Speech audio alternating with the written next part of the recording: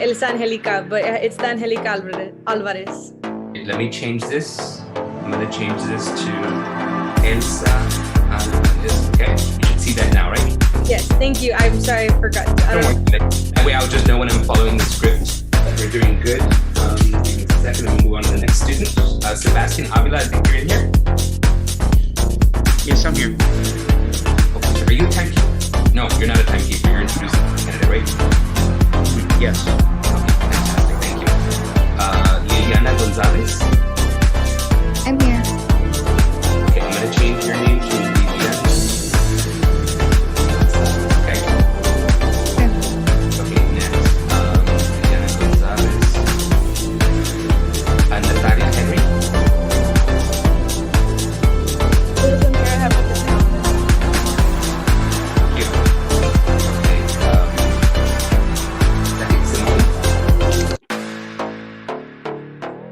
Simone Lydell.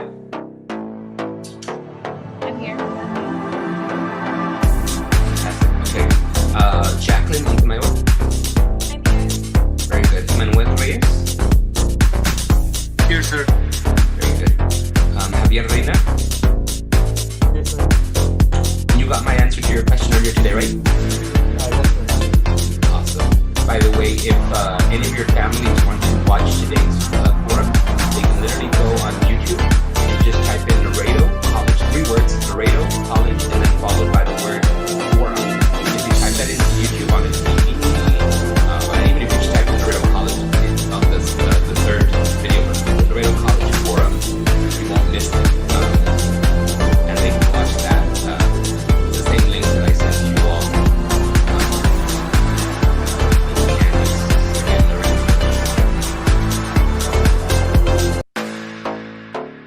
Okay. Ruby Vela. Yes, I'm here. Fantastic. Mariela Vidavi. Present. Okay, I'm just going to add your last name to this. Just so that they don't get confused, any of us get confused with what's going on. Does that look good? Yes, sir. Okay, the next thing I need you all to do, again, remember we do have our candidates in the waiting room and we'll be letting them in 3 minutes as per our email to them. Before we do that, I want you all to open up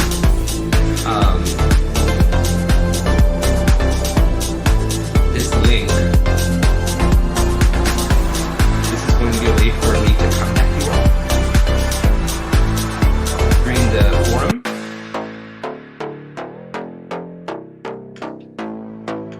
One second.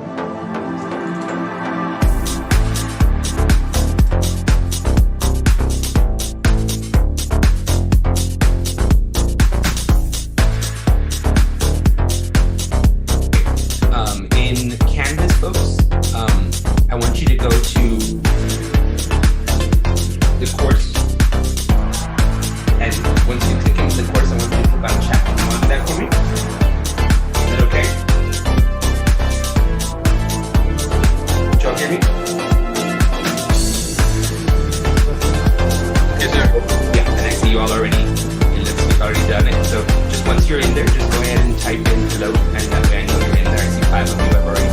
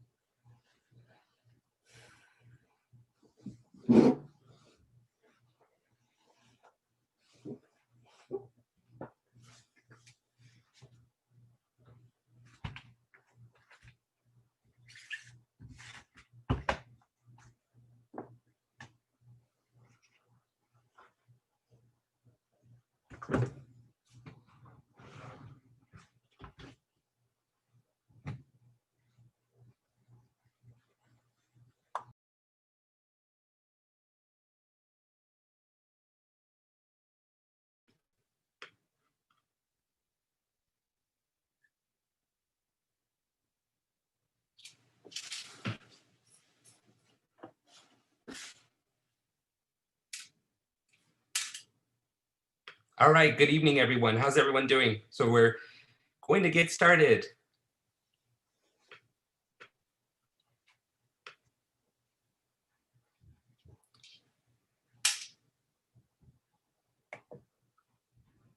All right, good evening, everyone. My name is Prakash Mansinghani, and I am the president of our faculty assembly here at Laredo College, and I want to welcome everyone, and I want to thank everyone for attending this forum this evening. Thank you. Welcome to our very first virtual candidate forum at Laredo College for the 2020 election.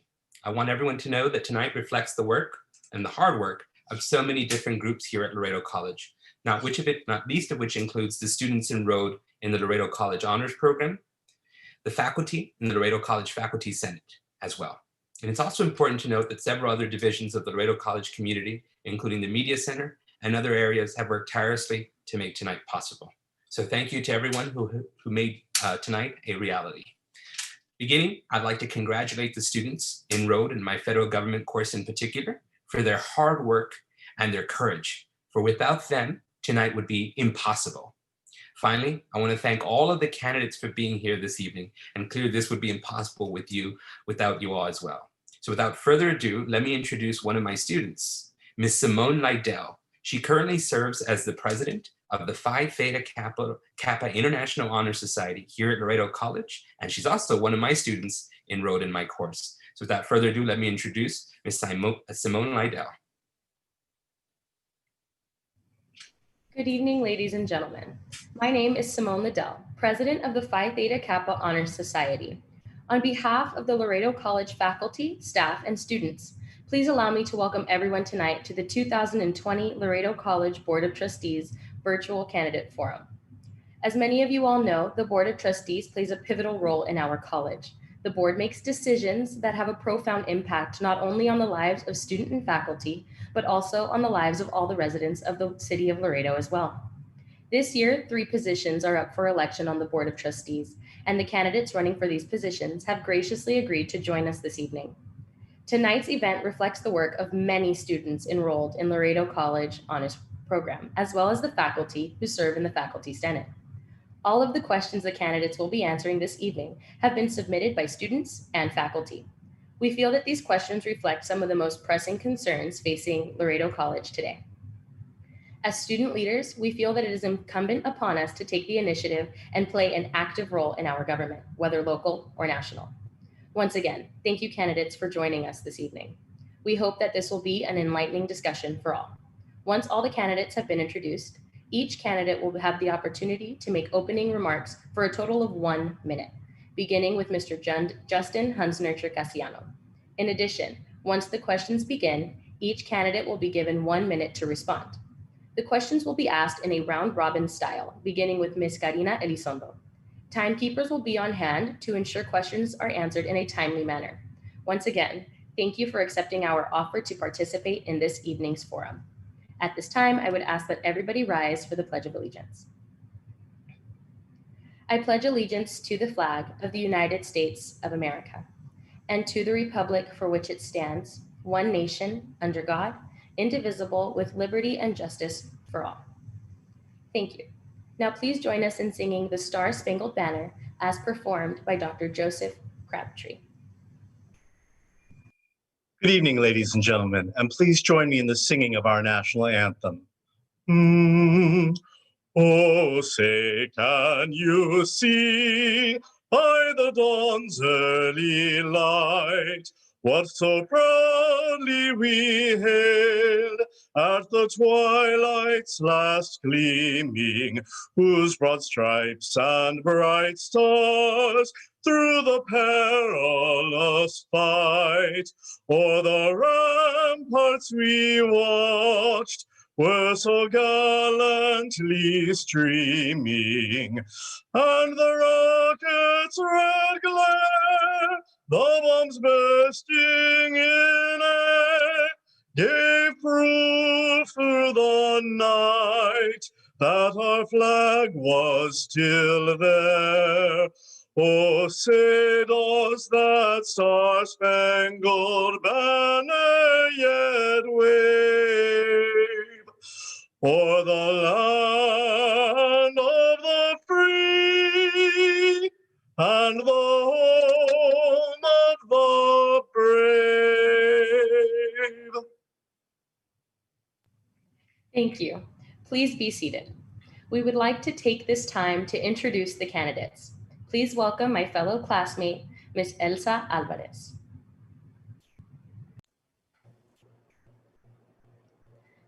Good evening. My name is Elsa Alvarez, and I'm an honors student currently enrolled in Professor Mansanhani's honors level federal government course. I would like to begin tonight by introducing Mr. Justin Hunch-Nutcher Casiano. Mr. Casiano is a career and technical teacher at United South High School. He holds a Bachelor's of Science degree in Business Administration, an Associate of Arts degree in Criminal Justice, and various certifications in technology, business, and finance. He is a certified business teacher for 6th through 12th grade and holds a certification in the Texas Open Meetings Act. Justin has served in the city commissions and has advocated for educational opportunities in our community. He is a first-generation college graduate raised in a working-class family who worked for everything earned. As a high school career and technical teacher, he sees firsthand the transitioning of students into the workforce and into higher education. Thank you again, Mr. Casiano, for joining us this evening. Next, I would like to introduce Ms. Karina Cari Elizondo. Cari holds a master's degree in public administration, a bachelor's degree in political science with a minor in sociology, a paralegal certificate, and a certificate in international studies. Cari was elected the senator for the College of Arts and Sciences at TAMIU. She was a district-wide high school soccer MVP and received a scholarship to continue into college. Cari has worked in all levels of government over 15 years. The City of Laredo as Deputy City Secretary and Operations Manager, Webb County Attorney's Office as Victim Assistance Coordinator, the Texas Attorney General's Office Enforcement Officer, and the U.S. Attorney's Office as a CACI paralegal. Cari has proven commitment to manage multi-million-dollar budgets, administer organizations of varying structures, and collaborate with various stakeholders. She plans to enrich the college in the classroom, on the field, and into the workforce. Thank you, Ms. Elizondo, for joining us this evening.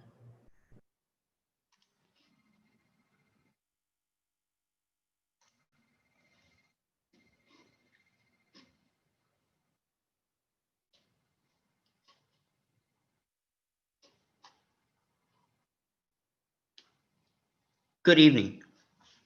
My name is Arsan Avila. I am an honors student enrolled in Professor Mansanhani's honors level federal government course. I would like to welcome Mr. Valentin Escamilla tonight.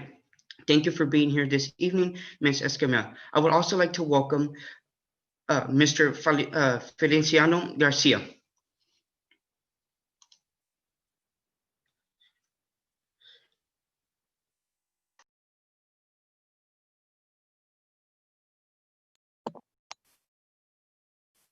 Good evening. My name is Natalia Henry, and I am in the Laredo College Honors Program and a student in Professor Mansanhani's honors level federal government course. Please welcome Mr. Osvaldo Valde Guzman this evening. Mr. Guzman attended Laredo Junior College for 2 years on a baseball scholarship and then transferred to Texas Southern University in Houston, Texas to play baseball another 2 years. He earned a bachelor's degree in sports and fitness from TAMIU. For the majority of his career, Mr. Guzman worked for the City of Laredo for 27 years in different capacities, such as with code enforcement, the real estate division, followed by the Convention and Visitors Bureau, and the Parks and Leisure Department, where he ultimately served as the director. Mr. Guzman retired from the city and now works with the United Independent School District. He has been an active member of the community and has participated in numerous organizations. Thank you, Mr. Guzman, for being here with us this evening. Next, I would like to welcome Mr. Carlos Perez this evening. Mr. Carlos G. Perez has dedicated 20 years of his professional career to public and higher education. He holds a Bachelor of Arts in Political Science and a Master of Science in Educational Administration from Texas A&M International University. Mr. Perez is also a certified Texas State Board of Education teacher and principal. Mr. Perez currently serves the community as an AP Government and Politics teacher at United South High School and recently became the school's National Honor Society sponsor. One of Mr. Perez's career highlights is having worked at Laredo College for 8 years, where he held various leadership positions in critical student services areas such as testing, financial aid, admissions, and registration. Before returning to teaching at the high school level, Mr. Perez lived in Colorado for 1 year and worked at Pikes Peak Community College, where he ran the one-stop shop at 3 campuses. After returning to Laredo over 2 years ago, Mr. Perez decided to run for the LC Board of Trustees upon observing a general lack of interest in higher education among his students. Mr. Perez is committed to making changes at Laredo College that will help expand opportunities for all students and our community. Once again, thank you, Mr. Perez, for being here with us this evening.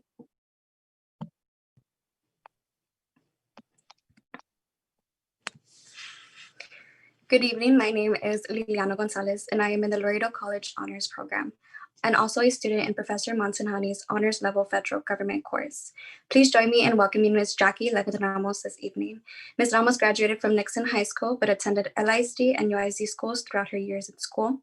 She has an Associate's in Arts from Laredo Junior College, a Bachelor of Arts English Political Science from Laredo State University, and a Master of Library Science from Sam Houston State University, and a Master of Public Administration from TAMU.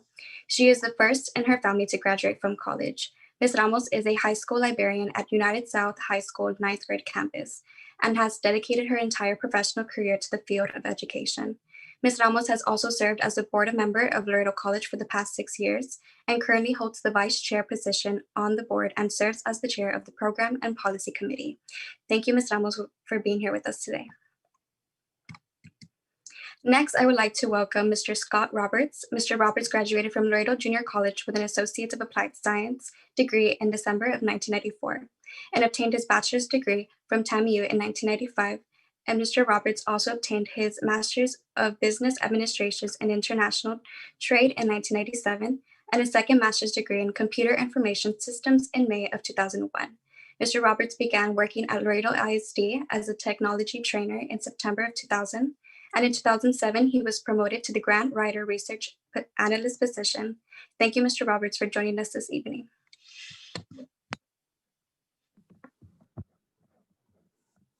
Good evening. My name is Zubi Vela, and I am a student in the Laredo College Honors Program, and I am currently enrolled in Professor Monsanhani's Honors Level Federal Government course. Please join me in welcoming Mr. Lino Sanchez this evening. Mr. Sanchez has a long career in law enforcement with over 20 years in the City of Laredo Police Department and over 7 years in the University Police Force at TAMU. Growing up as a migrant worker and being homeless for a majority of his childhood, Lino was determined to dream big and fight for a better tomorrow. As such, he quickly rose through the ranks, becoming a police sergeant and eventually a police lieutenant, where he now focuses on mentoring new officers and campus safety. If elected, he plans to bring his exceptional leadership skills and unique life experiences to the Laredo College Board of Trustees to help shape the minds of Laredo's youth. Thank you, Mr. Sanchez, for joining us this evening. Next, I would like to welcome Ms. Ernestina Tita Vela to tonight's forum. Ms. Vela attended and graduated from Ursuline Academy, a private Catholic school, in 1968. She attended Laredo Junior College before transferring to St. Mary's University in San Antonio, where she graduated in May 1972 with a BBA in marketing. Ms. Vela received a Master's of Science from Corpus Christi State University in December 1991. She worked in Austin, San Antonio, and Laredo before joining the Laredo Junior College faculty in 1986. At Laredo College, Ms. Vela taught business management, applied accounting, banking and finance, office systems technology, and math during her 28 years of tenure.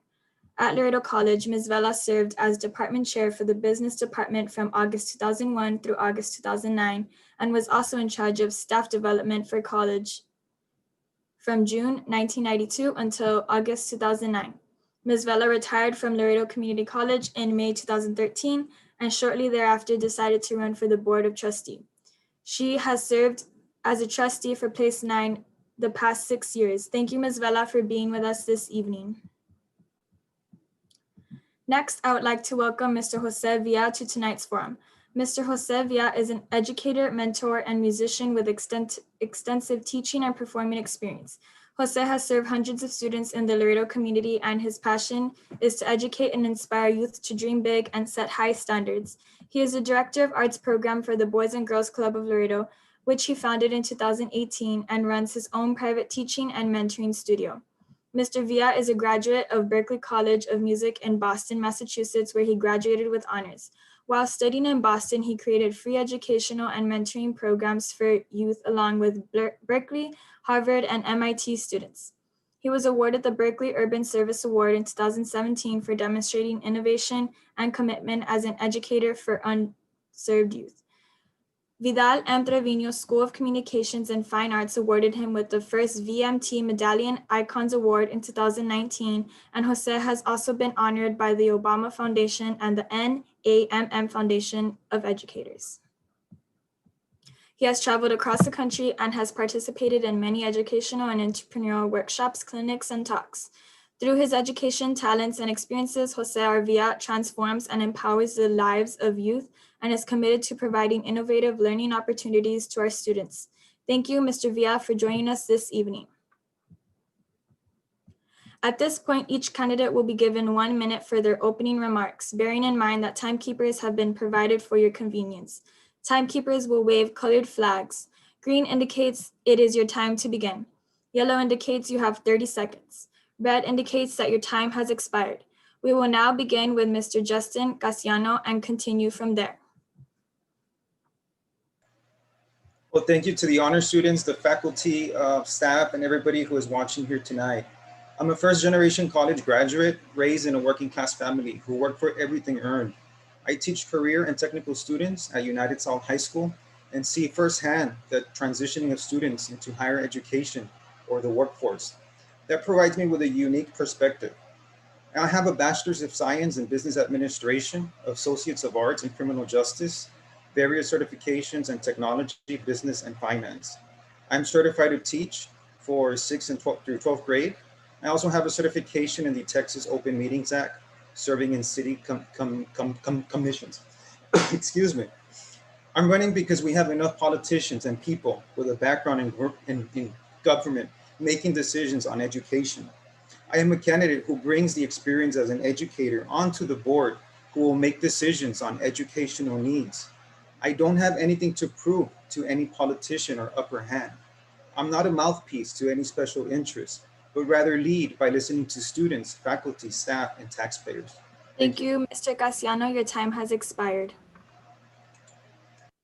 We will next proceed with Karina Elizondo. Thank you, Mr. Casiano. We appreciate it. Hello, can you all hear me? Hello? We can hear you. Thank you. Okay. Hi, good evening. My name is Karina Cari Elizondo. I am a candidate for Place 7. I want to thank you, Laredo College faculty and students. It's great seeing you in this forum. Thank you all for your hard work and dedication. I actually have a special interest in the college as I was a scholar for many, many, many years, and I continue to be a student in a different capacity. I'm a student in career development. I recently had to go back to the classroom, open the books, and obtain 3 different certifications in order for me to get promoted. And I know many individuals are there in the same shoes as I am. Therefore, our college is extremely important. Today, I would like to show you why I'm the best candidate in my race. My platform centers on strengthening, not denigrating Laredo College, investing and non-diversity resources, and most importantly, building community partnerships. What sets me apart from other candidates is that I know firsthand, I have the experience and I have the education to be able to move the college forward. Thank you, Ms. Elizondo. Thank you, Ms. Elizondo. We will next proceed with Mr. Osvaldo Guzman.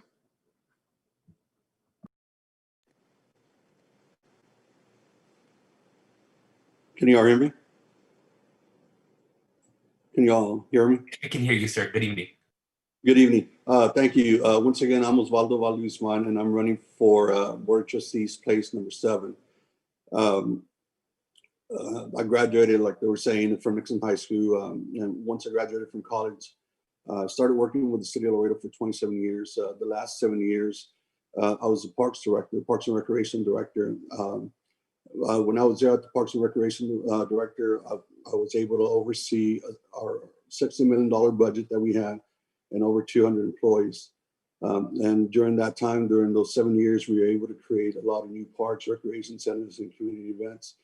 And I also got the experience to travel to Washington and Austin, and we were able to walk the halls, knock on doors, trying to get federal funding for the city of Laredo. So that was a great experience for me, and that I can bring back to the college. Thank you.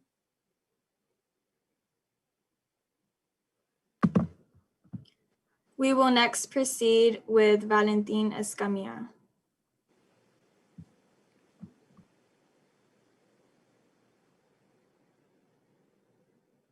I think we can proceed with the next candidate. We will next proceed with Mr. Carlos G. Bettis.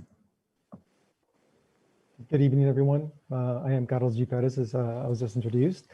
I'd like to share with you the reasons why I believe I'm the best candidate for this position. Before that, I want to thank the faculty, the staff, the students that are here today for inviting us to this forum.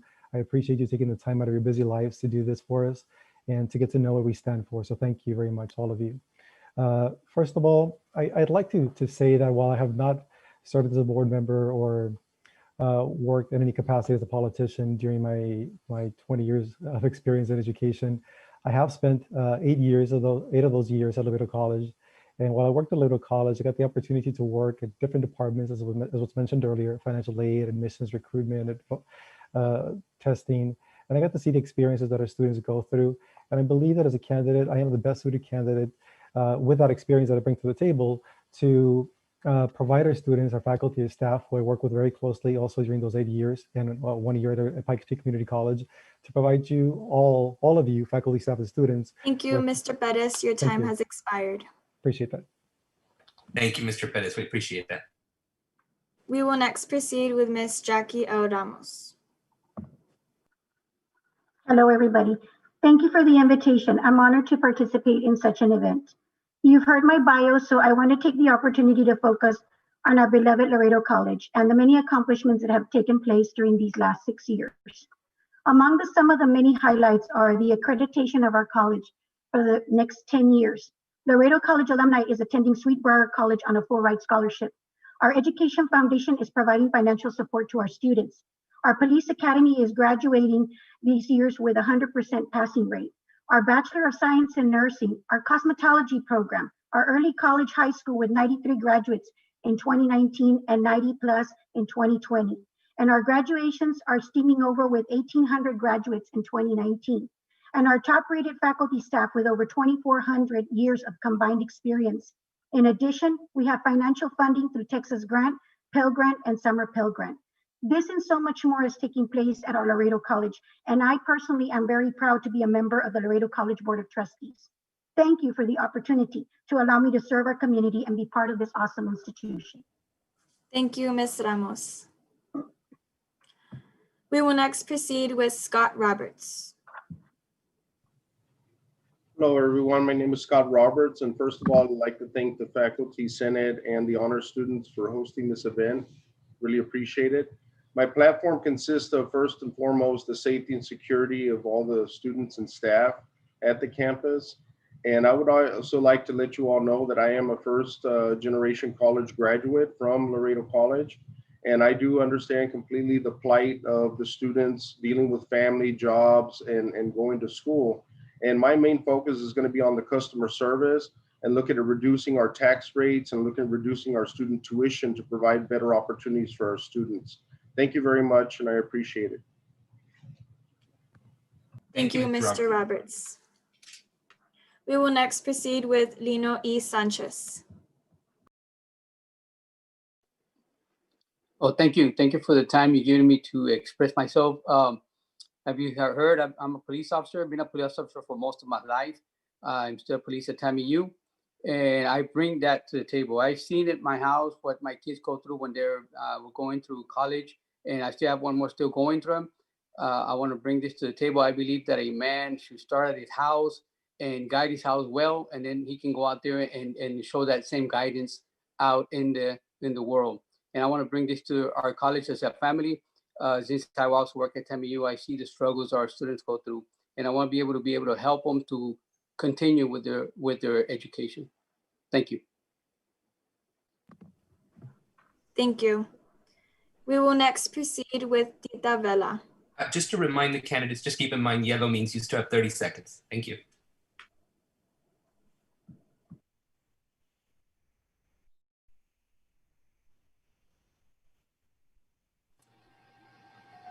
Good evening. I'm Tita Vela, and I have been a board member for the past 6 years, and it's been an honor to serve on the board these past 6 years. I want to thank all the faculty, I want to thank the staff, and I want to thank the students for inviting us to this forum. And I know it took a lot of work from you all to do, because this is not a normal event and conducted this way. Anyway, I think that what I bring to the table is I bring 28 years of experience as an instructor at the college, along with 6 years on the board. I have served in many, many different capacities. And to me, there's nothing more dear to my heart than the college.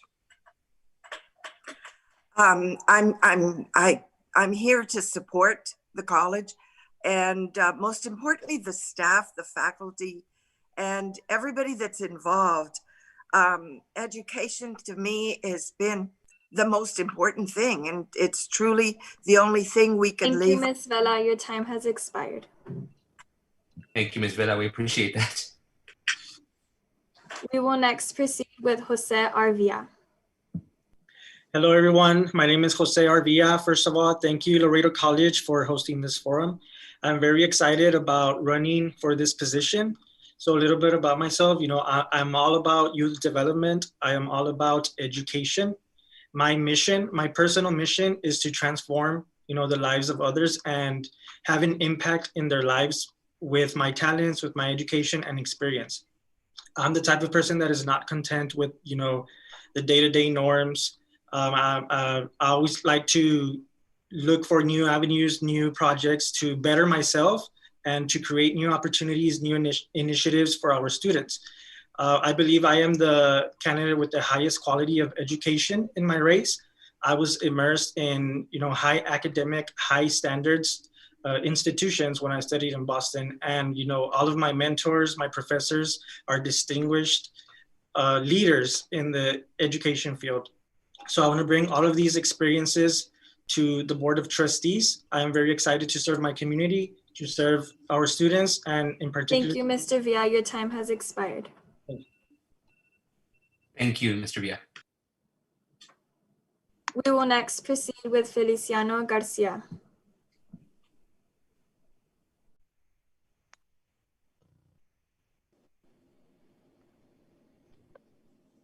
Can you see me?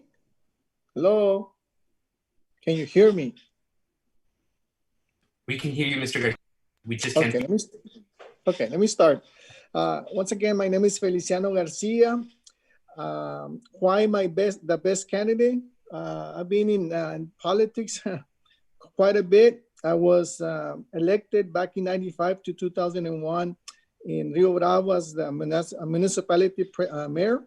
And then after that, 25 years of experience, executive experience that I've been around.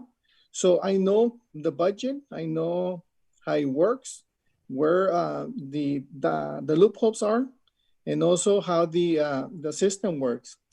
Why am I running? I have three items. Basically, I will always vote against property increase. It's one of the things that I always admire myself and doing the homework in doing the budget, making sure everything is in place. The money that comes in also is the ones that we can only spend. The other thing is crucial for students is the accreditability courses.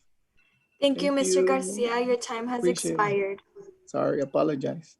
No worries. Thank you, Mr. Garcia. We appreciate that. Thank you, candidates, for your opening remarks. At this point, we will begin with the first question. Our first question comes from the student body. Bear in mind, each candidate will be given 1 minute to respond. For question number 1, we will begin with Ms. Karina Elizondo. Why are you running for the Laredo College Board of Trustees? If elected, how would you enhance student services? What types of academic and workforce programs would you develop? Hi, well, again, thank you. The imperative is to continue innovating our career and technical programs in order to prepare our students for high wage, high demand science, technical, and engineering based occupations that are crucial in improving Laredo for our prosperous future. As a trustee, I will go beyond our mission, make sure our students learn well and finish strong. This includes local industry career and professions present at the campuses to recruit students. It is all about strategically collaborating. That's a key word for everyone. We need to collaborate with all entities to bring education to the forefront of our future economy. Development growth needs. I bring a re-energized leadership with a purpose, and we will continue reinventing the college. Also, enhancing new programs is extremely important for me. Thank you, Ms. Elizondo. Your time has expired. We will now proceed with Mr. Osvaldo Guzman.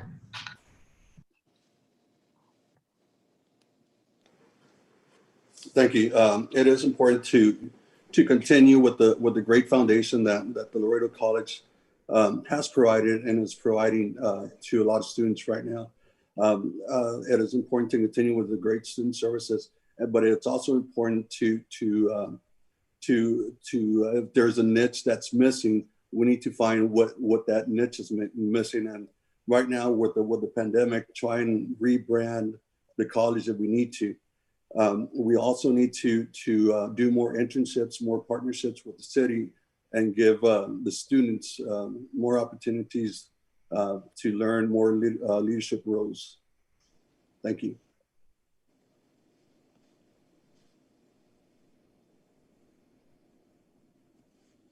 Thank you. Thank you very much. We will now proceed with Mr. Carlos G. Perez.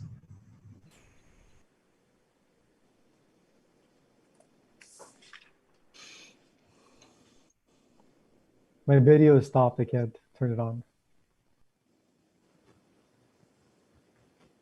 There. All right.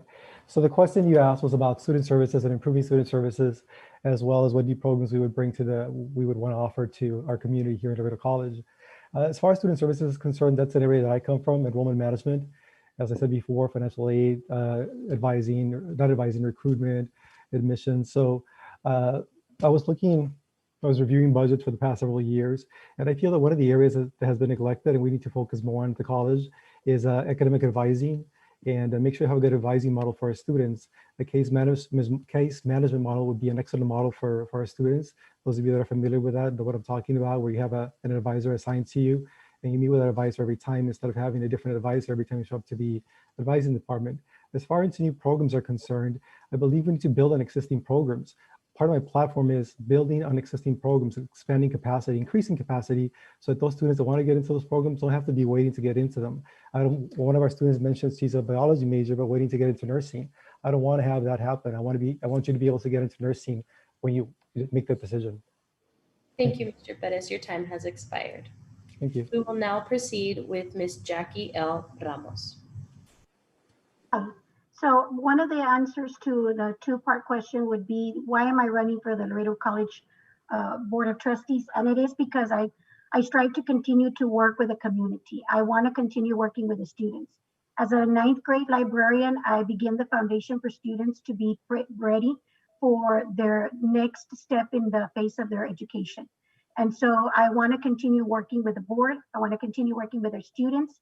And I'm very proud of those individuals that are serving on this forum right now, because I saw them as young students in an elementary level. So I'm very proud of that. I would like to bring two different things that are coming up in the next term, if allowed.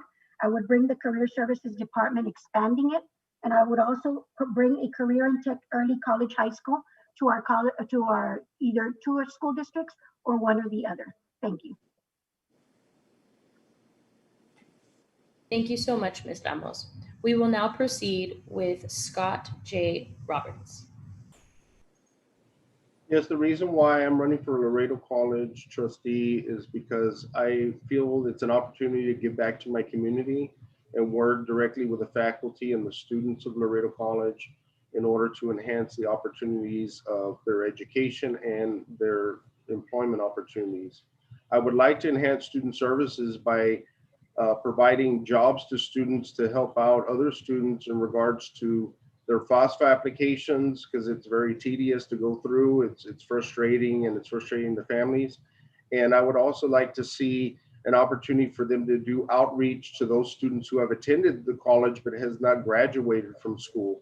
They moved on to other things, and that would help us increase our enrollment opportunities. As far as the workforce programs that I would develop, I would like to engage the Texas Workforce Commission to hire students to actually have a forum within the school itself for employment opportunities. Thank you. Thank you so much. We will now proceed with Mr. Lino Sanchez.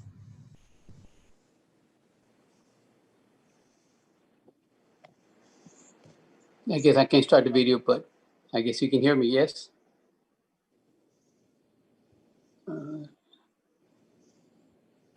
Okay, now start.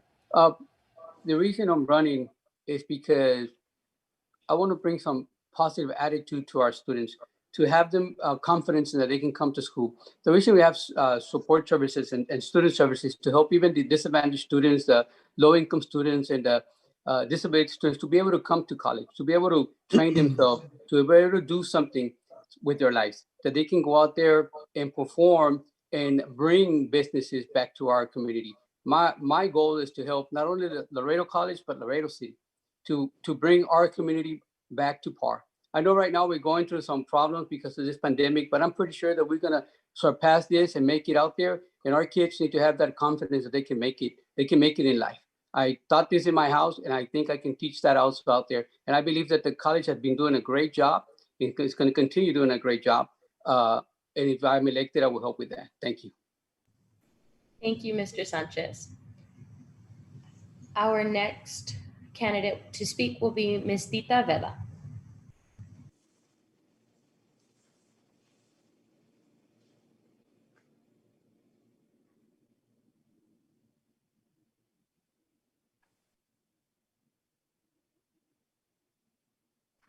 I'm sorry, I had to unmute myself. One of the reasons that I'm running again is because I feel that there's a lot of stuff that I still would like to do.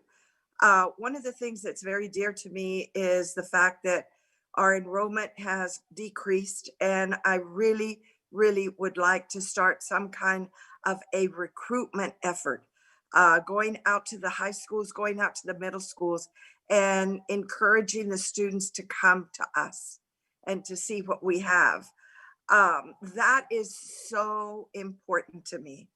Accountability, transparency, fiscal transparency is another area that again is important to me, because I truly feel that the amount of money that we should be spending in instruction is not being spent wisely. I think we need to spend a lot more to improve our enrollment and improve our teaching. Thank you. Thank you so much, Ms. Vela. We will now proceed with Mr. Justin Casiano. Thank you. I'm running because I am an educator. I know what it's about. I've been attentive of the issues at LC for 6 years. I want our educational system to be stronger here in Laredo. One of the programs is the Palomino Promise, which is a program that I'm proposing. It's a tuition-free program funded by private funds. It is geared towards all graduating high school students. It basically bridges the gap between financial aid and grants that is awarded to the students. We also need to increase enrollment. We need to also expand the vocational and technical courses. We need to bring back and even expand the athletics programs. when it's safe, of course. And also build up student morale. That's very important. If we have good student morale, students will come and join us. They don't have to go to TAMU. They don't have to go somewhere else. As a high school teacher, I know what the students need. And as a board member, I will be there making sure that those needs are addressed. Thank you. Thank you, Mr. Casiano. We will now proceed with Mr. Villa.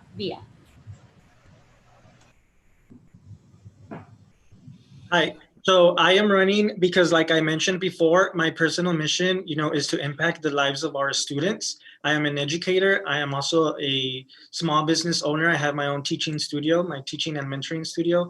And I am running because I believe I am a great candidate for the Board of Trustees.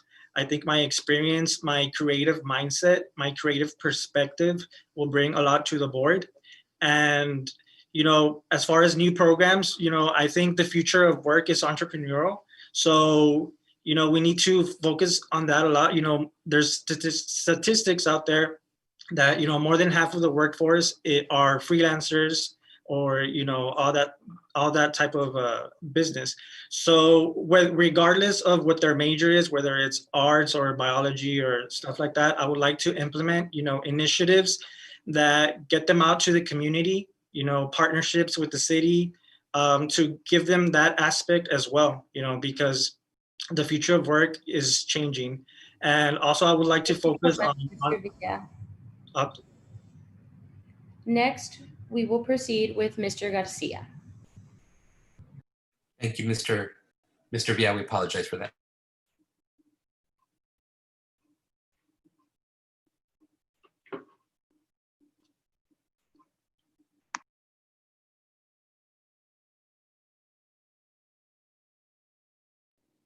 Hello?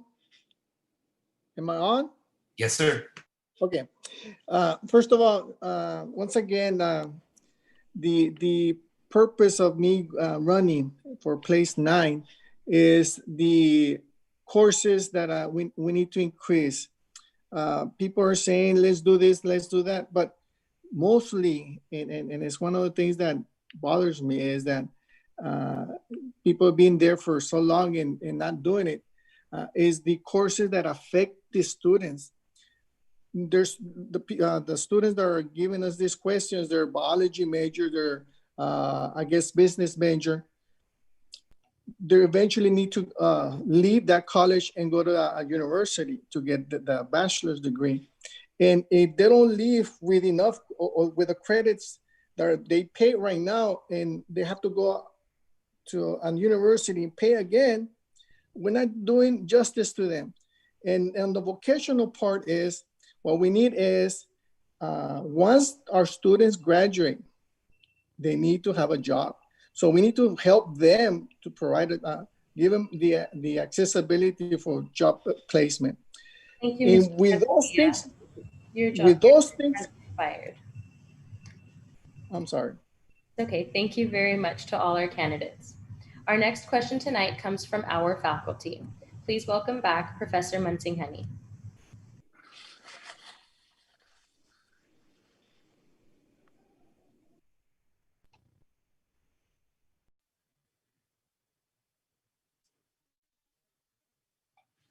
Good evening, everyone. Professor Mansinghani here again.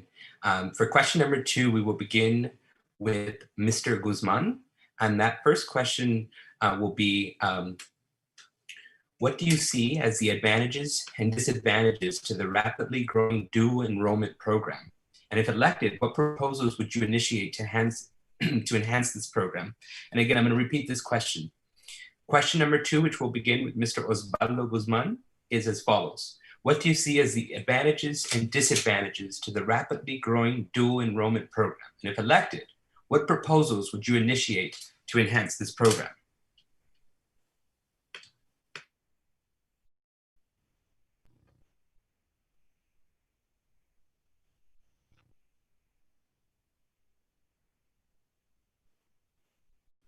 And again, we'll begin with Mr. Guzman.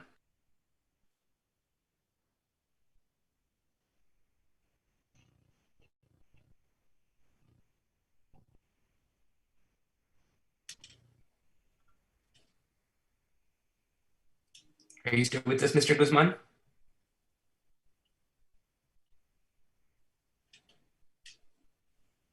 Okay, we'll come back to Mr. Guzman. He comes in. We're going to go ahead and proceed with Mr. Carlos Perez. I'm here, sir. I was having trouble. No worries, Mr. Guzman. We'll go ahead and start with you. Thank you. Okay. No. The dual enrollment is a great partnership that has been created with the colleges, universities, with our local high schools. It's great for a high school senior, even before stepping into college, already having college hours before getting to the college.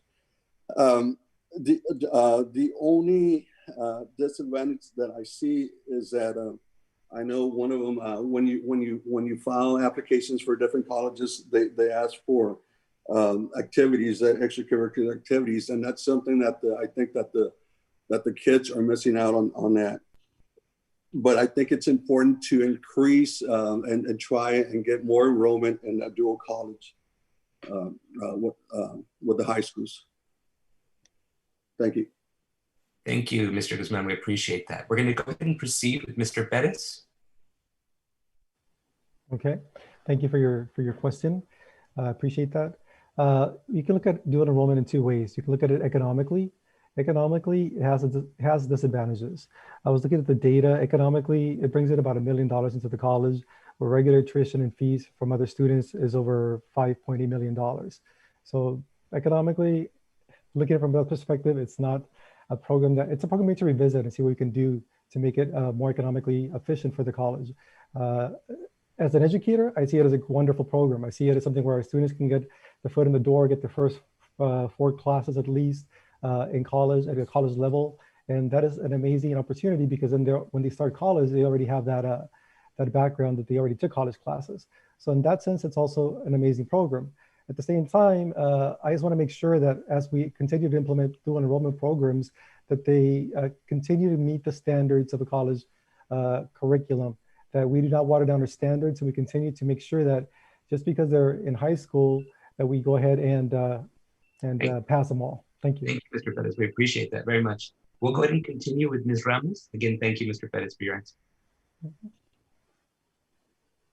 Hi. So the answer to the question, the advantages and disadvantages. Being a 9th grade librarian, I see firsthand the very first step that the students take to being able to take the dual enrollment courses. And the districts are starting in 8th grade to determine the pathways for the students. And so one of the advantages that I see, which is not covering all of the students that participate, we have 800 students as freshmen, and out of 800 students, we have about 120 students that are participating in the dual enrollment program as a freshman. One of the disadvantages that I see is that I don't see that many, but I do see that there are other students that we can tailor our programs to. And so I feel that the dual enrollment program participates in one facet of the Laredo College education. Thank you, Ms. Ramos. We'll continue with Mr. Scott Roberts. Yes, hello. I mean, the advantages for the dual enrollment programs have been tremendous. I think it's been working out really well with both school districts, and it also reduces the amount of cost to the students so that they can receive their graduation credits as well as achieving their certifications, level 1, level 2. Also opportunities to graduate with college credit hours that are transferable and even possibly an associate degree. What I would like to see, one of the biggest advantages that I see is in our CAPE programs, which are technical programs, is that we don't have enough female enrollment in a lot of those technical jobs that the job markets are really booming on. So I would really like to get into the business community partnerships to really look at the production operations management aspects and increasing the opportunities for students to be able to be engaged in those hands-on welding, auto mechanics, diesel mechanics programs. The early college high school programs have worked really well. I like to see Laredo College actually develop an early college high school program to where we can start recruiting regionally students from around our area. Thank you, Mr. Roberts. We appreciate that.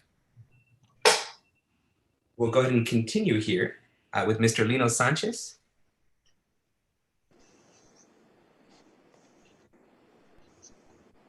Yes, I do believe very much in that dual enrollment program. A couple of my kids went through that, and it was a good thing for them. The only thing that looking at our students, because that's what we're supposed to be here for them, for a college, for our staff, that if they go into a dual enrollment, they need to understand that when they go to college, that grade stays with them for the rest of their life, for the rest of their career in college.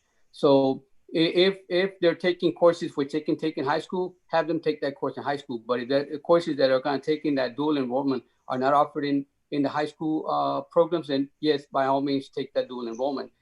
Yes, I also see the economical disadvantage as far as the college goes, but I think it's a great thing for our students to be able to use that money to be able to go to college while they're still in high school and learn the ways that are happening at college before they leave the house. So I believe in that, and I will continue to implement that if I'm elected for the seat 7. Thank you. Thank you, Mr. Sanchez. Ms. Vela?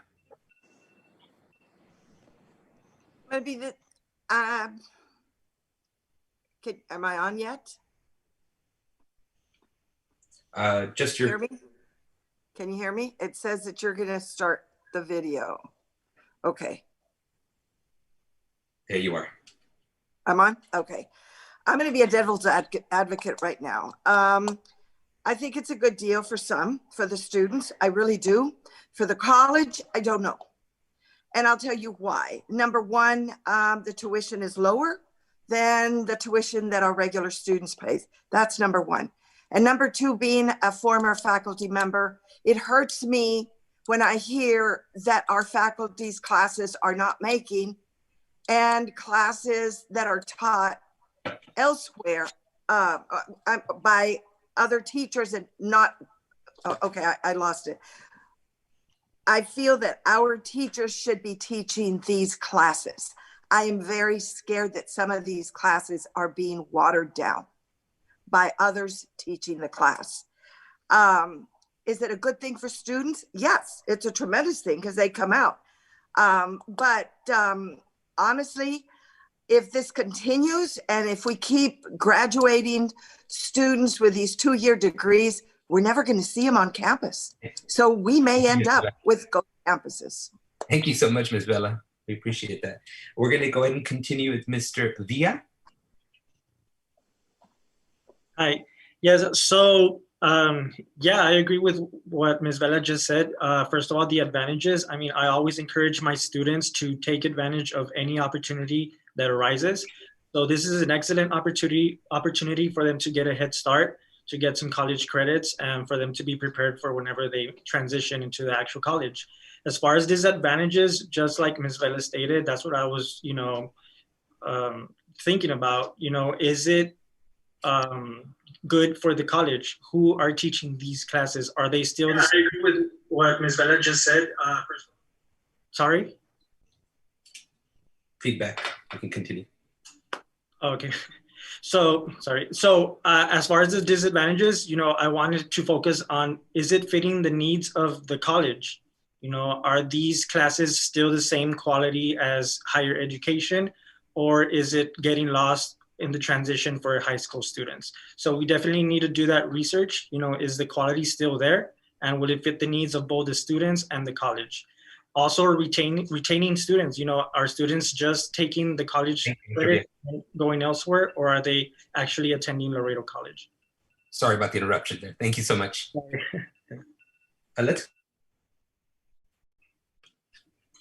Let's go ahead and proceed now with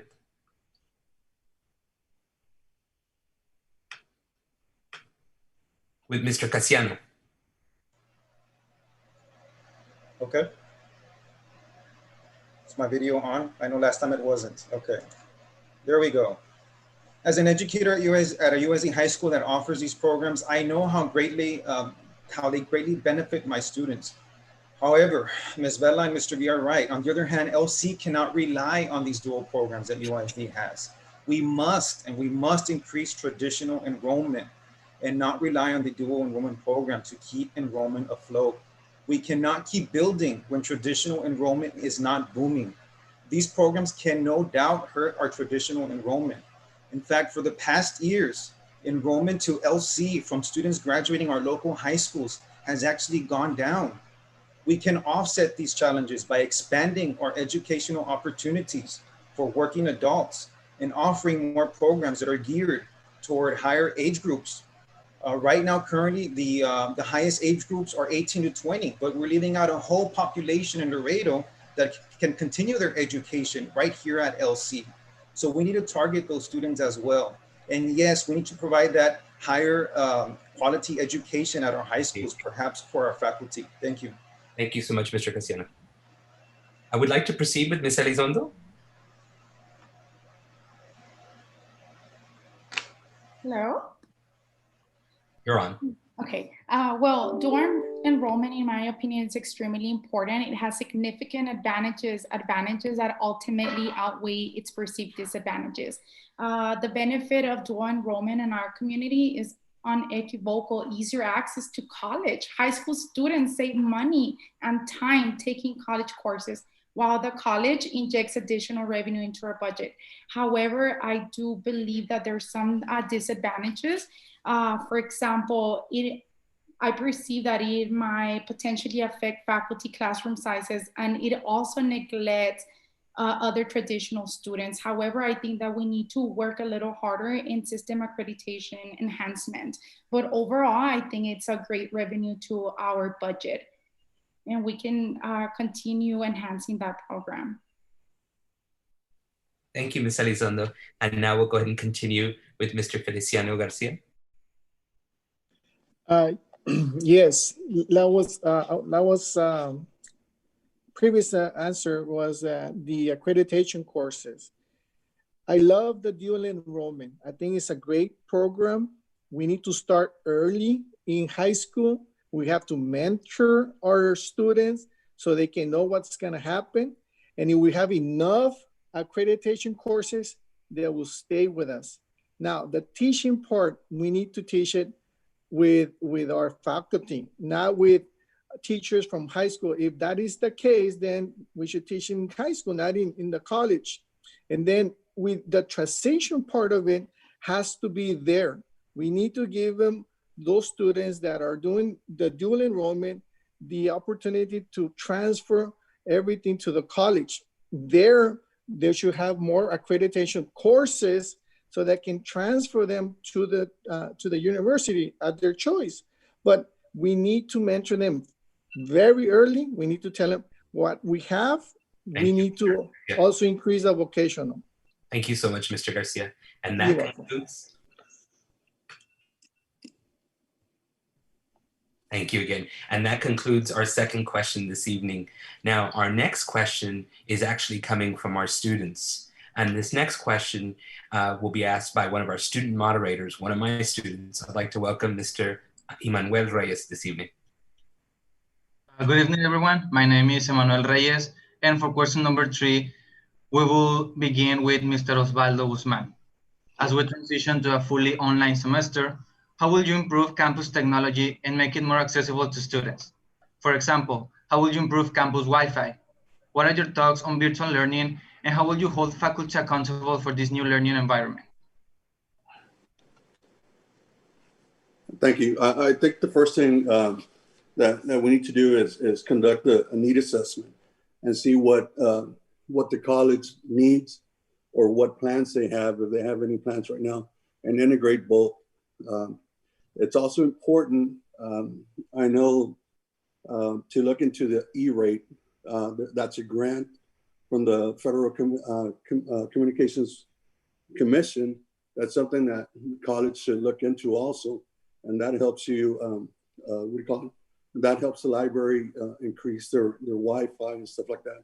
But it's important to look at different options, different grants, E-rate, and partner up with the local community also to improve the Wi-Fi and improving the technology on the campus. Thank you. Thank you. We will now proceed with Mr. Carlos G. Perez. My camera's blocked again.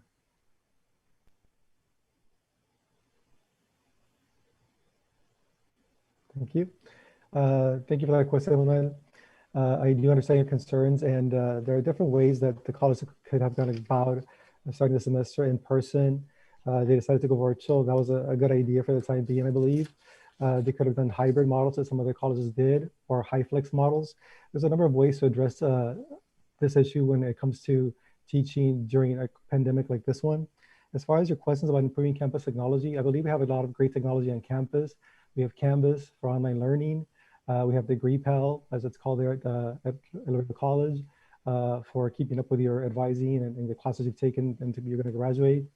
So there are programs that are already there. We need to make sure that we use them more thoroughly, and we teach our faculty, our staff, our students to use them even better. I think it's about training and not bringing in more programs and spending more money on more programs. That's what I would focus on. As far as the Wi-Fi, working with our IT department and finding out where we have needs to go ahead and address those needs. But since most of you are off campus, I don't believe Wi-Fi is a major issue, and I said it's a major issue as you feel for our faculty there at the college. Thank you. Thank you. We will proceed now with Mr. Jackie L. Ramos. I have another screen that says start my video, so it's coming out of my screen.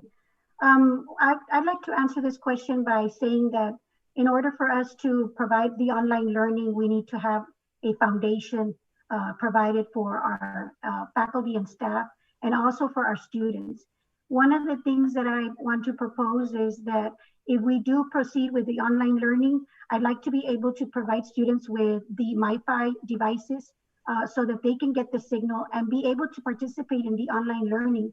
There's many students that cannot participate because they don't have the internet access. So therefore, they choose to go face-to-face. The other thing is to be able to provide the devices to them if available for them. So those are some of the things. The Wi-Fi is being constantly updated through our Director of Technology and the Technology Department. So I'd like to see more hands-on from the college, being able to provide the resources like they're doing with the high schools at the moment, and even with the elementaries and the middle schools. Thank you. Thank you. We will now proceed with Scott J. Roberts. Yes, thank you very much. As far as online classes, I would like to see and review the platform in which is being used for the students to access their classes. I would also like to see and communicate with our technology department to enhance the Wi-Fi and make some investments. We can even work with the local school districts, the city and the county. I know they're working on doing a complete community Wi-Fi capability for the students. And at the same time, we need to have some additional professional development on the uses of technology. I would also like to see more applications being applied so you can have the apps on your cell phone to access your platforms, access your classes. I think there's a lot of tremendous opportunities we have in actually increasing the capabilities of our technology on the campus. Thank you. Thank you. We will now proceed with Tita Bella. I believe.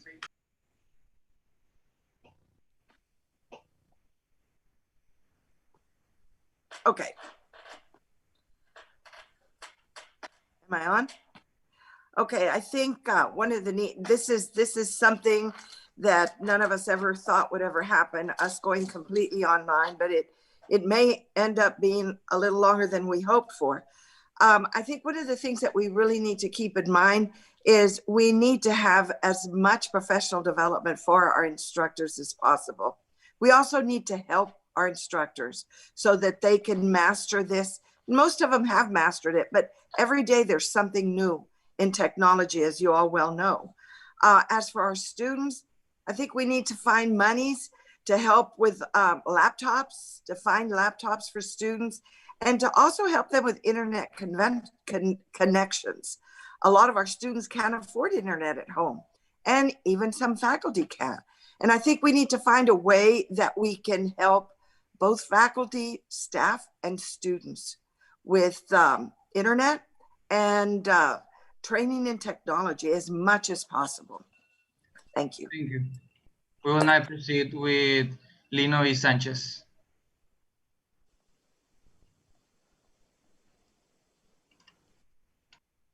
Okay, because my video went out again. as far as Wi-Fi goes, working at TAMI also, we have the Wi-Fi capabilities. And I believe also at the Laredo College, we have those Wi-Fi capabilities to be able to handle Wi-Fi if we're talking about being at the college. But I also see that the fact that you might be talking about the technology when you're at home, look at where we're at right now. We're doing this through virtual Zoom or something. And, you know, this is my first time ever even running, first time doing this through Zoom. So yes, even though we don't have that training yet to do it, we still can be able to do it. We're still doing it here. And as far as Wi-Fi goes, well, all our phones now, most of our phones, if we have them, they have unlimited internet access. And we can also use them as a Wi-Fi spot. It all depends on how you look at it and what you want and how much you really want your education. Yes, we need to be trained. Our educators need to be trained, and maybe our students too. But once we learn, we're learning to. Thank you, candidate. Your time has expired. We'll now proceed with Jose Arvilla. Hi, so this is an exciting question for me. I'm all about technology. I actually run my own online school. I serve students, you know, from across the nation, up until, you know, South America, Europe. I have students, you know, worldwide. And technology gives us the opportunity to serve more students. Now, it will never be the same as face-to-face, but we have to take advantage of all of these new technologies that arise. Every day it changes. Every day we have up-to-date, you know, new technologies, new systems, and we must take advantage of that. You know, I believe we are very behind. Everybody is, you know, giving Zoom classes now, but this was supposed to be done a long time ago. I would love to see Laredo online, where we actually develop a curriculum, an engaging and entertaining curriculum where students can learn, you know, with high quality cameras, high quality microphones, so that they could benefit from the experience. And Thanks. also, your time has expired. We'll now continue with Justin Casiano. Thank you, sir. Virtual learning is something that I actually understand firsthand. As an educator, I do that every day. I had to adapt to these challenging times. And yes, I agree, we need to ensure that faculty also get the training they need, because not everybody knows about technology. I am lucky to teach technology. I know how important the use of and integration of new emerging technologies is in an educational environment. I would support the integration of new technology to be used for our programs and even labs. Now, in a virtual environment, if you're expected to learn in this environment, then you as a student, then you bet you should have those resources that you need to take your classes. And as a board member, I'm going to ensure that you have that. We also need to ensure that you have the connectivity to Wi-Fi. You know, nowadays, basically everything is run by the internet. We need to also look into updating our website to make it look more modern. The website needs a lot of improvement. You know, our college website is a reflection of our college. Ultimately, we need to ensure that we keep up with the times in terms of technology. Technology keeps evolving, and I tell my students this: what you know now will. Thank you, candidate. Your time has expired. We will now proceed with Ms. Karina Elizondo. Hello? Okay. So, can you hear me? We can hear you. Thank you. Okay. During the pandemic, we were forced to evolve rapidly and unknowingly, forcing us to take a different course of action. Even though we're in the 20th century, I cannot believe that we still have issues with Wi-Fi. I remember going to school many years ago, and that was a big concern. So if I was to get elected, I will try to invest additional resources into accessing technology. Digital literacy, it's very important to not just being able to offer one-on-one or online courses, but accessing the library files, digital literacy on documents and online services. I know a lot of students have come up to me during this campaign season telling me how frustrating it is to try to contact one-on-one via email and all that stuff. I know the faculty and staff are doing their very best to be able to comply with the needs of the student, but I think definitely that we need to add additional resources into this matter, because I mean, it's 2020, we're about to go 2021. And thank you, candidate. Your time has expired. Sorry. I will now proceed with Mr. Feliciano Garcia.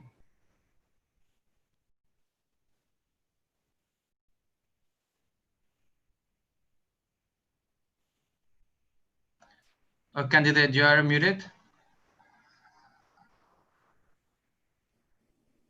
Okay, once again, let me start.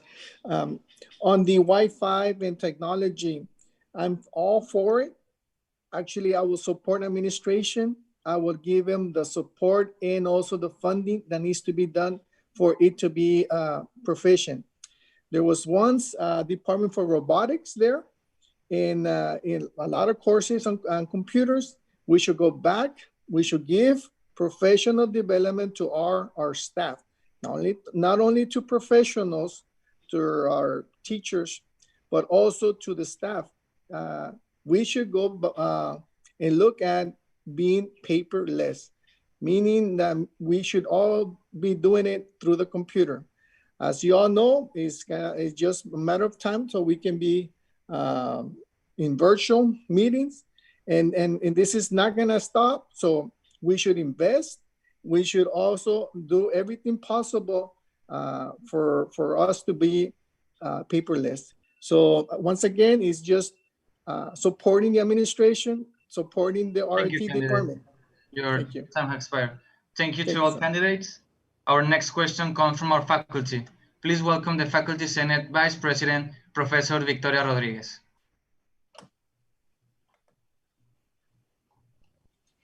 Good evening. My name is Victoria Rodriguez, and I am the Faculty Senate Vice President. Our fourth question will begin with Mr. Carlos Perez. Remember, all candidates have 1 minute to respond. Mr. Perez, what proposals do you have to increase revenue streams at Laredo College? And if elected, how would you adjust the budget if required to do so?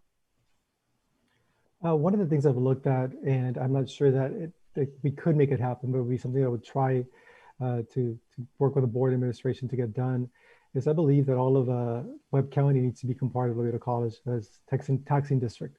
Taxes are already high enough for City of Laredo residents if you add up all the different taxes from the different entities. So I would like to see an expansion of the boundaries of the college to include Rio Bravo, Las Lomas, Bruni, Miranda, everything that's within our county to increase revenue streams. And your second part of the question is what would I do with the budget?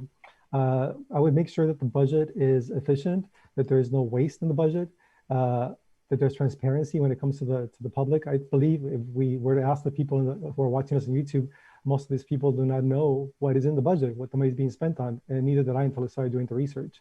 So we need to focus on those things. My first one is a wish. I hope we can make it happen, but again, that depends on how willing the county is to accept that. Thank you, Mr. Perez. Thank you. We will proceed with Ms. Jackie Ramos. Thank you. I think that's a very important question. Right now, we grapple with the boundaries, like Mr. Perez said. The boundaries that cover the city of Laredo is what we're responsible for with the school district, with the college district. And so that's one of the things that for the past 10 years, we talked about it as far as the board and the community, but it needs to come to a referendum with the voters. That's really important. And we need to reach out to those members of the communities that live in those areas. As you know, our budget comes from 3 places, and it's from the state, from the tuition, and from the taxes. And I feel that if we work collaboratively with the state legislature, we can increase our funding also on that aspect and overall grow our budget. Right now, our budget went from 61 million to 57 million because of the pandemic, and we strive to make new revenue streams and try to find out new venues that we can select. Thank you. Thank you, Ms. Ramos. Next, we will proceed with Mr. Scott Roberts. Yes, ma'am. What I would like to see in order to increase our revenue streams is more business community partnerships and establishing an endowment fund, as well as our investments.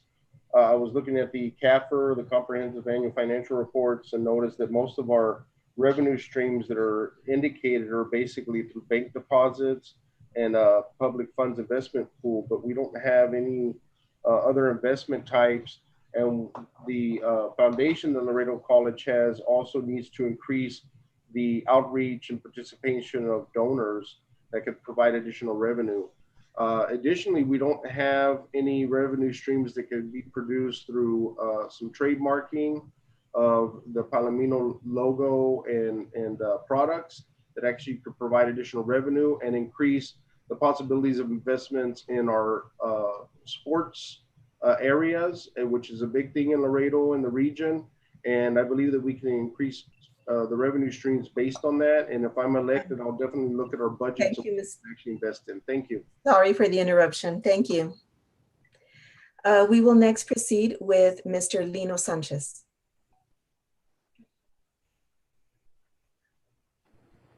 Yes, looking at the revenues that we already have in place, yeah, we have to sit down and look at the budget.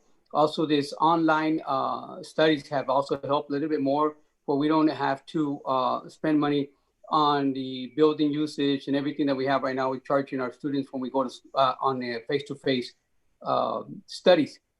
But yes, of course, also like Mr. Scott said, the Palomino logo and going into some trademarks and asking for some donations and some business people that would want to provide for the college where extra revenue might come in. That's something that I will bring into the table to start looking into, looking at our budget and looking at where we can also stream more revenue for the college and our students. Thank you. Thank you, Mr. Sanchez. Next, we will proceed with Ms. Tita Vela. Yes, I think one of the things that we need to do again, which is what I've mentioned before, is try very hard to improve our enrollment of our traditional students. That would help a lot. And besides that, you know, getting, offering workshops and training for the city, for different areas, for different businesses in town, that also brings money to us too. Our foundation has given us a lot of money, and that has helped us. But one of the things that I, again, would like to do is hit recruitment and work on our traditional enrollment. We need to get it up. Thank you. Thank you, Ms. Vela. Next, we will proceed with Mr. Jose Villa. Hi. Yes, so in order to increase revenue, I think we have to concentrate on the quality of our programs, mainly to inspire and motivate the students to come and take the actual courses. You know, we can't concentrate on other stuff, but first, you know, concentrate on what is the quality of the education that they're getting. Why are we low on enrollments? What programs do we have to initiate so that, you know, we could get more enrollment, which will eventually lead to more revenue? Also, you know, with partnerships with the city, you know, investors or programs that everything works in conjunction. So the students can go out, get their education, but also get that experience within the city. So with all those partnerships, you know, that can increase our revenue. We don't want to hire taxes. We don't need to do anything of that. So mainly it all goes back to the students. You know, let's inspire them and motivate them to want to actually come and enroll in our college, and that will lead to more revenue. Thank you. Thank you, Mr. Villa. Thank you. We will now continue with Justin Huntersnecker-Casiano.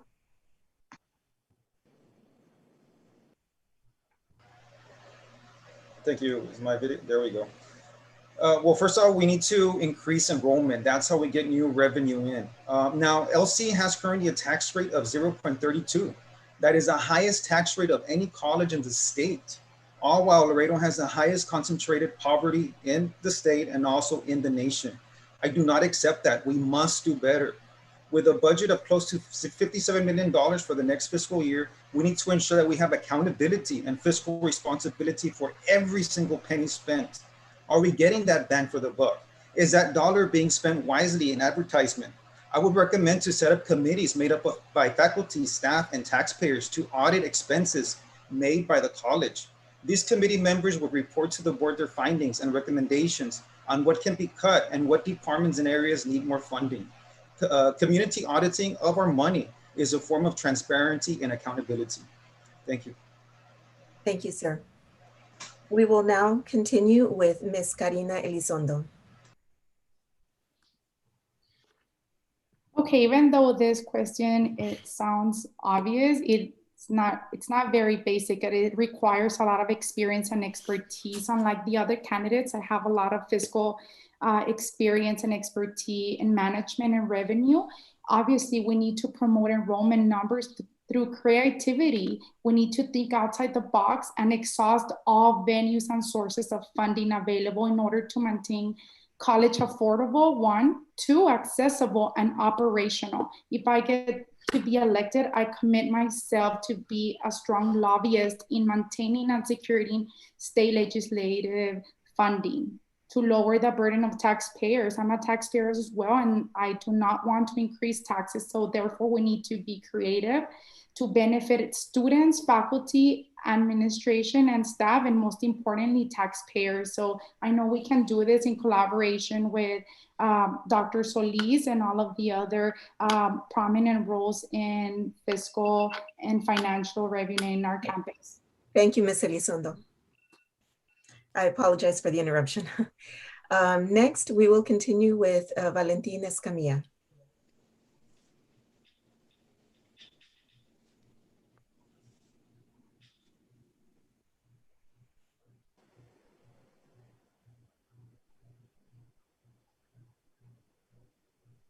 We're going to go ahead and proceed with Mr. Guzman as Mr. Escamilla is not here with us today. I'm sorry, I should have noticed that. I looked down at my notes. I apologize for that. I'm sorry. We will continue with Mr. Osvaldo Guzman. Thank you, ma'am. I'm also going to echo the same thing. We need to find a way to increase enrollment, find a way to get the students back. But besides trying to increase enrollment, I think we need to focus also on the retention of keeping the students there on campus, for them not to drop out of the college or anything like that. So it's important to retain those students, and maybe the possibility of maybe offering more classes, more certifications that are in demand, and maybe target people who are looking for a second career. That's something that we need to focus also on, and maybe the possibility of I know the college has added a couple of 4-year degrees, maybe the possibility of adding more 4-year degrees and summer camps for STEM programs and offer more during the summer and open up the campus to the entire community, not only the students, but I mean, open up the campus to Thank you, sir. We're out of time. Thank you for your answer. I apologize for the interruption. We will now continue with Feliciano Garcia. Thank you. Once again, very important, like they mentioned, is the 3 sources of revenue: state, tuition, and taxes, and others. They're talking about different other things. The enrollment part is essential. Enrollment is essential. That's why we need to put staff in school so we can tutor people, we can embrace those students to come to our campus and make sure that we teach them well. We making sure that the credibility courses are there for them. And then the state part of it is we need to give access to our administrators. Dr. Solis is a great person. Administrative-wise, I think he should be lobbying more in the state. We should give them that as access to that. Then we need to use our core advantage. What is that? That's our faculty, our staff, the people that are there that they can teach others. Thank you, Mr. Garcia. I apologize your answer. I apologize for the interruption. I appreciate your answer. Appreciate it. Sorry. All right. Thank you. That concludes this round of questions. Our next question comes from the student body. Please welcome our student, Ms. Jacqueline Montemayor.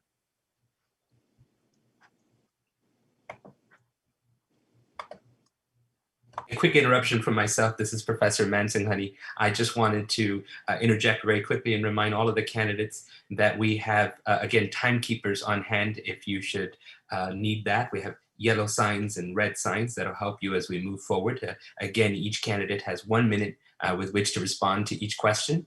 And this next question, one of my students, Miss Jacqueline Montemayor, will be asking. And I just wanted to say very quickly, this next question, our faculty and our students understand the sensitive nature of this question, considering the pandemic that we are all going through at this time. And that is why we find ourselves in a virtual setting today. So without further ado, let me introduce my student, who I'm very proud of, Ms. Jacqueline Montemayor.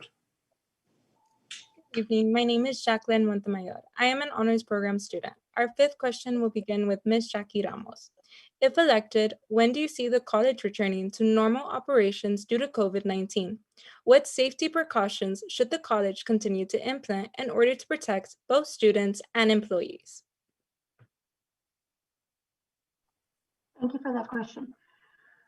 This process has been long and tedious. We're not used to this, but we do know that when we first started to implement the precautions and the safety measures, we did it having a foresight of what was going to happen or what might happen. How do we foresee? That is up to the board.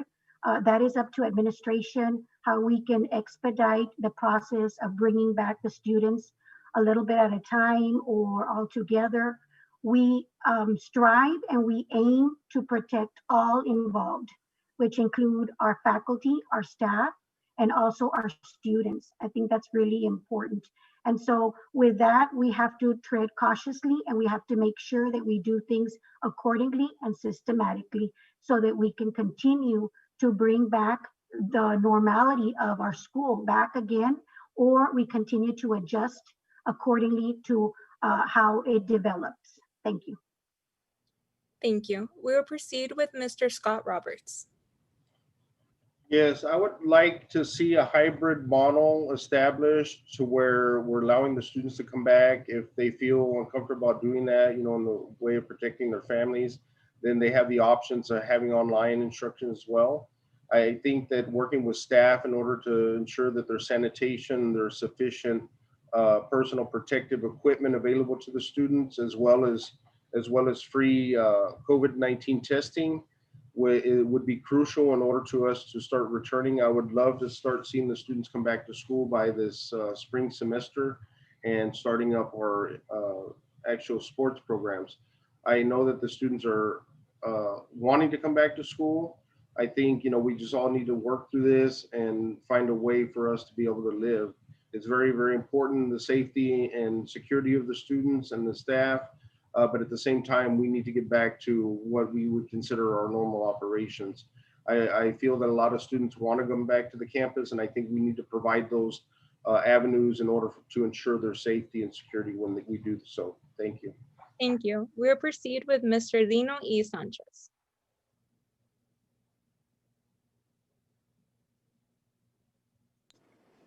Yes, I believe we still have to continue following the CDC guidelines as far as the social distancing, the mask wearing, the washing of your hands, and continue to looking at how the pandemic is progressing and what the medical community is doing to be able to control this pandemic.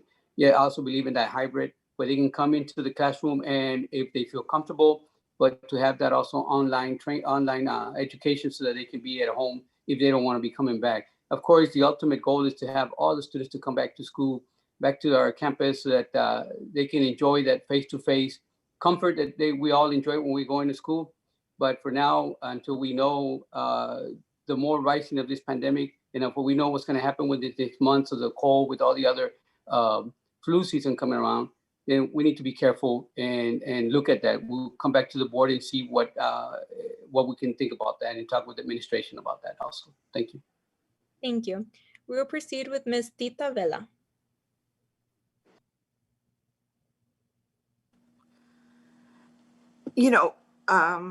What we have been doing so far has been working. Fortunately, we haven't had any COVID transmission that has happened at the college. And we need to proceed depending on what data we find and what's going on. Just the other day, I read where they're expecting another surge very soon. And that's something that's very scary, because I sure don't want anybody on campus, whether it be staff, students, anybody, getting affected or infected by this terrible disease. Now, we are bringing students back very slowly, and the students that are being brought back are the students that need to be on campus in order to fulfill a certain objective in a course. This deals basically with some of the workforce courses, welders, auto mechanics, police academy, and it goes on and on. So. We will proceed with Jose Arvia. Hi, well, first of all, I hope everybody's family is safe. It's been a crazy year. I've lost some relatives, close family, because of this virus and the pandemic. And it's scary, but we'll get through it together. I think right now is not the time to go back to in-person instruction, but we must develop a hybrid model where students can, learn online or visit the campus, every once in a while or stuff like that. I understand the needs of certain programs that it is, 100% hands-on. So we need to find ways to really engage with the students and, do it as safe as possible. But yeah, once again, I hope everybody's family is doing well and we'll get through this together. Thank you. We'll proceed with Justin H. Casiano. Thank you. First of all, I send my condolences to everybody who has lost a loved one based on the virus that we have seen in these recent months. As far as our college, the first off is safety. That's number one. The last thing we want is to have an outbreak of the virus as a result of having students on campus or faculty. We have seen this at TAMU, where dozens of employees and students, many of whom I know, have contracted the virus as a result of on-campus activity. Luckily, LC has been doing very good as far as those that are on campus. But I do want to say we need to be transparent when we disclose the number of cases. And also, we need to ensure that all employees of LC who contract the virus are paid while they recover from the virus, even if they test again. It's not their fault. The last thing they need while ill is to worry about their job and their paycheck. So I will make sure of that. We need to ensure that. We also need to develop a plan for an eventual return. This will be over. We need to consider using technology. We can use apps such as Dr. Owl. UISD is doing that. Has expired. Thank you. We'll proceed with Karina Elizondo. Okay, as all you can see on my videos during my campaign, I'm a people's person. I love to be around people. Nonetheless, safety comes first. It is our obligation to adhere to our health authorities and executive orders in order to protect our students and our staff. Not only are students afraid of going back to campus, but so as staff members are afraid of COVID. So we need to be responsible and not negligent of the most important assets of our college, which is you guys. I think when we're ready to open or when the college decides based on once they adhere to all of the regulations and stuff, I think it is our obligation to provide safety equipment, offer lenient and extensive sick leave when required, and little by little trying to reopen basing and following all of the health regulations. Thank you. We will proceed with Mr. Osvaldo Guzman. Thank you. Safety is and should be our first priority for all students and staff. We shouldn't be in a rush to bring back the students and staff back to campus, but still provide the necessary student services that the students need and the necessary training that the staff needs to embrace this change. It's important to work with the local health authorities also, and maybe look at the possibility of bringing back the students in different phases. But it's important to work with the health authorities also. Thank you. Thank you. We will proceed with Carlos Perez.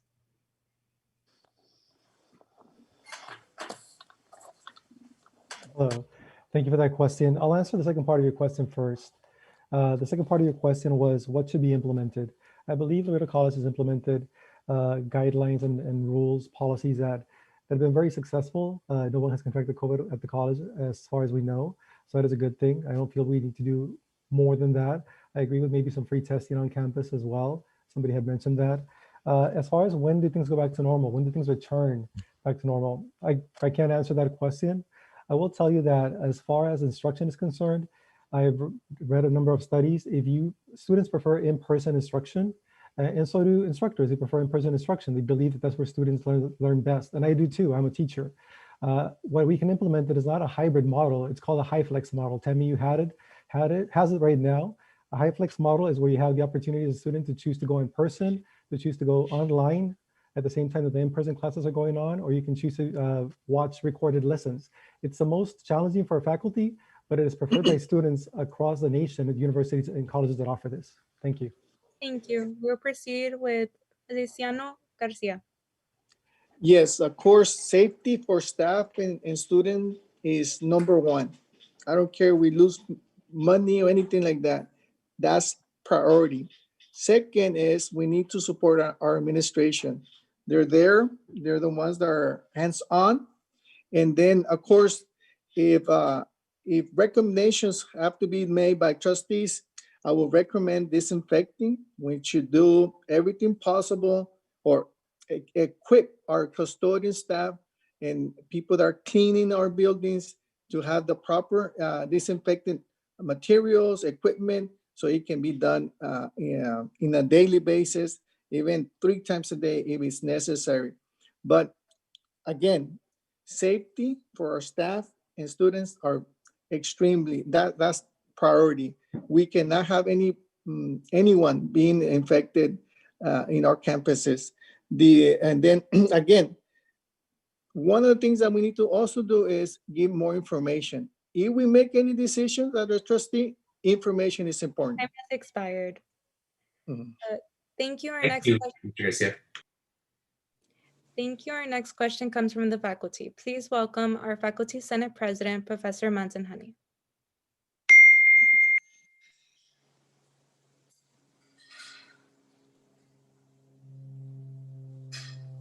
Good evening, everyone. Our sixth question this evening, and we have 2 more questions this evening. This next question comes from our faculty, as Ms. Montemayor mentioned. This first question will begin with Mr. Scott Roberts. This is question number 6.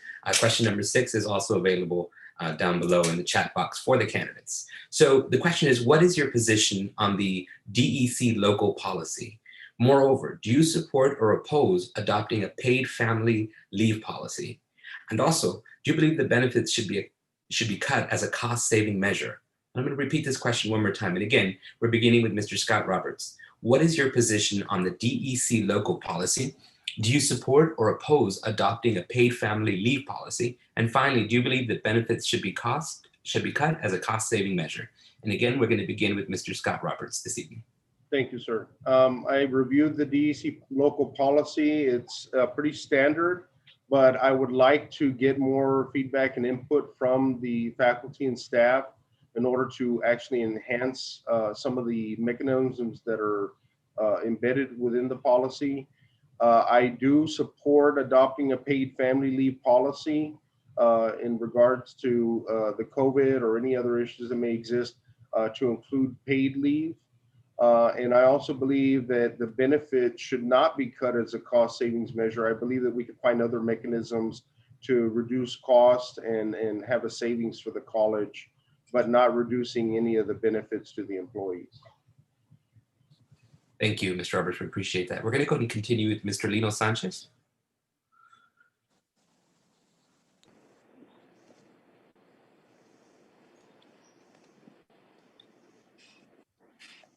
Okay, yes. As far as that policy goes, as far as paid family leave or sick leave, I do support that policy, and I don't think we should cut that for any to gain more revenue, especially in these times that we're going right now.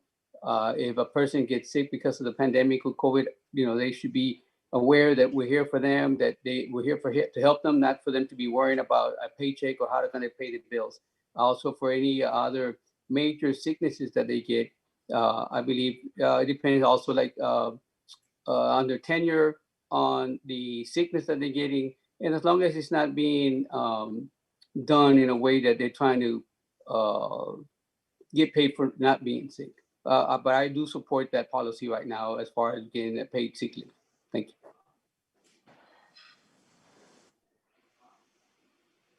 Thank you, Mr. Sanchez. We'll go ahead and continue with Ms. Tita Vela.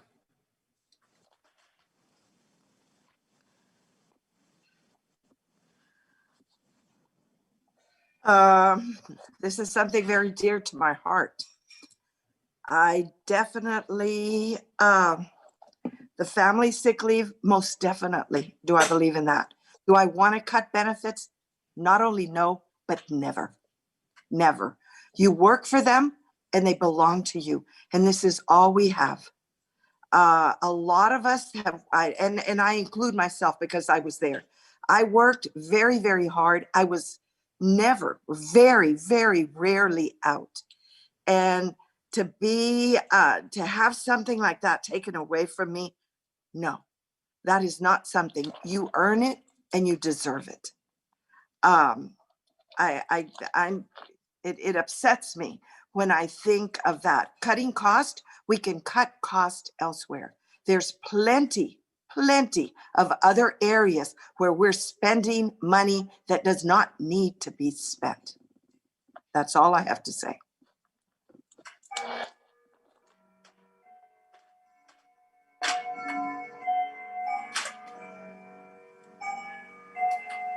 Am I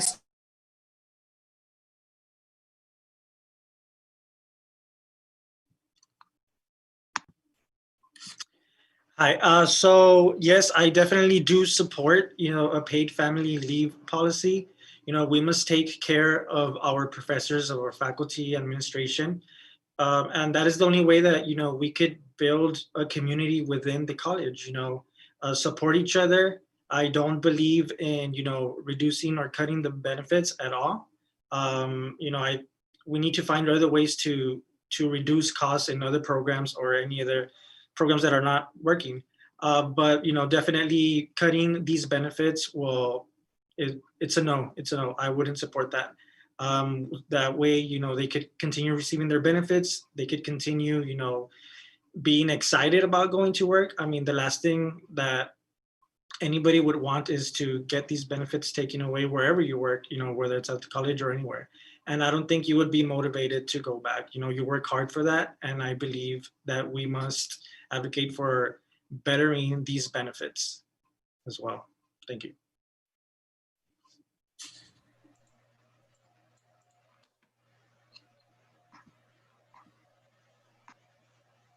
Okay. I do support, my aunt, yes, I do support paid family leave. And I believe we should find other ways to fund it. Quite frankly, we should not be cutting benefits. But we need to do, what we need to do is actually cut the fat. There's other areas that we can actually cut the fat in. As a fellow educator, I know how such policies affect us. I have to, I am impacted by those policies at UISD. And your policies are similar for educators. We need to develop policies that are fair and consistent to our faculty and staff. We need to develop policies that do not harm employees, but rather recognize their commitment to higher education. I know exactly how it feels not to be heard, how we are left sometimes without the resources that we need, how we go without a pay raise for all the hard work that we do. Quite frankly, we have enough politicians with experience in government deciding policies for educators. It's time we have educators setting policy for educators. I am your candidate. Thank you, Mr. Hansener. We appreciate your response. We'll go ahead and proceed now with Ms. Karina Cari Elizondo. Yeah, I'm gonna repeat it again. I've been an employee of the government for 15 years. I believe in benefits. I'm also an administrator, so I understand how critical it is to when you consider that reduction or incrementation of any funds. So nonetheless, I believe that we need to invest in our faculty and staff as satisfaction goes a long way. I took many HR courses as well, and I know it's critical to be able to have satisfy employees, yet we also need to remain fiscally responsible. But I am a believer of benefits, and I support all of the benefits. Thank you, Ms. Elizondo. We're going to go ahead and proceed with Mr. Guzman. Thank you. Yes, I do support the paid family leave, and as for the benefits, there's no way you should cut benefits to employees, staff, faculty. These people have earned and have worked for those benefits, so there is no way you should cut these benefits. These are the people that make the college run every day. These are the people that make it happen. So you got to take care of these people. There's other ways that you can cut somewhere else, but not the benefits or the paid family leave for them. Thank you. Thank you, Mr. Guzman, for your answer. I appreciate that. We're going to go ahead and continue with Mr. Carlos Perez. Thank you. I appreciate the question, and I'll answer both parts of your question. Paid family leave is important. As somebody who is a parent, as somebody who is a husband as well, and somebody who's been ill while at work. Back when I worked at Laredo College in 2014, that would have been an ideal benefit for me to have paid family leave. I had my days, and that's all that I was able to use. So when major emergencies happen in a family, I believe that we should all have the ability to do that. It was just passed by the Trump administration. Democrats and Republicans both agree that paid family leave, he issued something where paid family leave for certain employees is required. And I think all of us should have that. And I believe at DC Local, you're referring to the July 30, 2020 board meeting, where it was recommended that employees who are retiring did not receive full compensation or reimbursement of the hours that they did not use, like Ms. Vela when she retired. And I believe that is wrong. I believe you have earned, like Ms. Vela said, those benefits, that retirement money, and you should be able to, you earned it. It should be yours when you retire. Thank you. Thank you, Mr. Perez. We're going to go ahead and continue with Ms. Jackie Levin Ramos. Thank you. I do support a paid family leave policy, and I was the one that proposed the enhancement of this policy to benefit all. The DEC policy was created to assist staff and provide additional resources to our employees, specifically those who have served the college faithfully for many years. If we review policy, we can keep it up to date and we can enhance it so that it is inclusive rather than exclusive. We can provide alternatives that meet the needs of all the employees. We do currently provide a sick leave pool, the FMLA, and I would continue to work with the stakeholders who are directly and indirectly affected, but more so, remember, inclusivity rather than exclusivity. Thank you. Thank you, Ms. Ramos. We're going to go ahead and continue with Mr. Feliciano Garcia.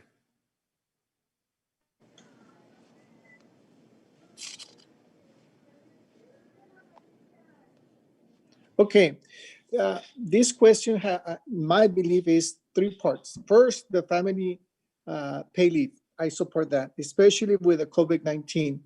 The DEC policy, I support that one because they earned it. They should get paid for it. The last one is the benefits, no cuts.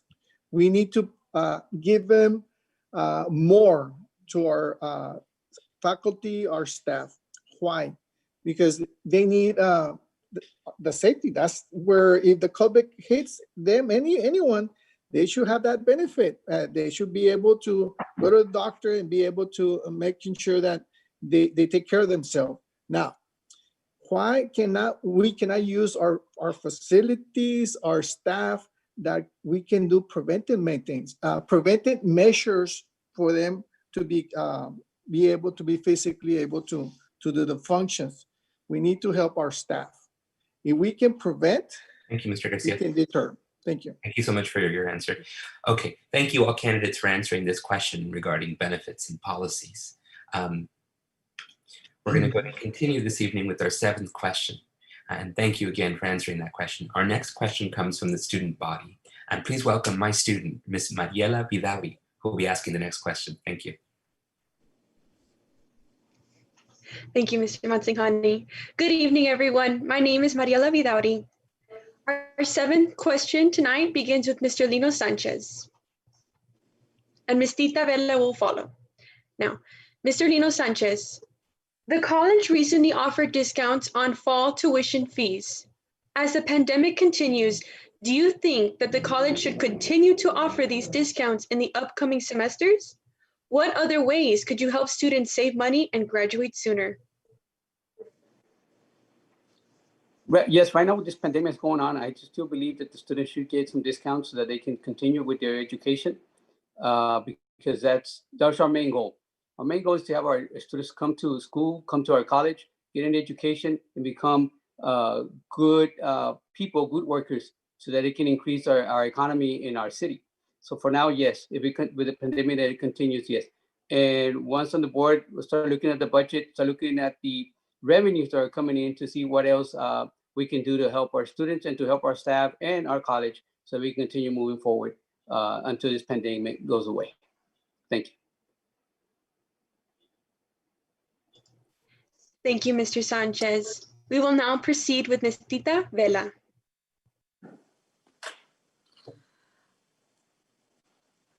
I totally agree with what Mr. Sanchez said. I also agree with giving students as much help and discounts as they need, especially during times like this. I was driving downtown the other day, and it's so sad to see stores closed, businesses at the malls closed, businesses everywhere closing, and people are really hurting for money. So the only way that we can entice students to come at this particular point is to give some sort of a discount. Whatever it is that we can do to help, even as much as trying to help them with books. Books are tremendously expensive. So any way that we can help as to helping our students graduate more sooner. Right now, we do offer the fast track courses, especially like during the Christmas holidays and the Maymesters and stuff. And this really does help students also. So yes, most definitely offer as many discounts and as much help as we can for our students. Thank you so much, Ms. Tita Vela. We will now proceed with Mr. Jose R. Villa. Yes, I believe the college should continue, offering discounts to our students, especially now, with these times that we're living. But, in general, we need to find new ways to support our students. The college is there to enrich their education, to enrich their experience, and not do the opposite, which is to put any barriers, for them to finish their education. So even offering scholarships after they're admitted to the college, with their achievements, with their grades, or with their initiatives, or, projects that they have done, reevaluate their progress and offer scholarships like that. Tuition reduction, online courses, the CARES Act, all of that. Tuition discounts that we gave, that the college gave this semester was great, but I think we should definitely continue. Like I said, as a college, we must help the students graduate and not put any barriers for them. Thank you. Your time has expired. Thank you, Mr. Villa. Well, let me tell you something. LC has actually the highest cost of tuition and fees in the region compared to other surrounding colleges. Yes, it's more affordable than TAMU, but we're a college, not a university. All this while we have a high rate of poverty. We must provide educational opportunities to all those who truly want to obtain it. Ultimately, it is the middle class who gets stuck because they don't qualify for sufficient financial aid and have to pay out of pocket. As you may know, LC does not offer federal loans because of Title IV status and the default rates, which can be a double-edged sword, as some students have to choose between paying out of pocket or getting a private loan, which I might say are have much higher interest rates than federal loans. Therefore, we must offer programs that allow accessibility of obtaining an education without the headaches of financial burden. Having the highest tuition and fees in the region does not help. Thank you. Thank you, Mr. Justin.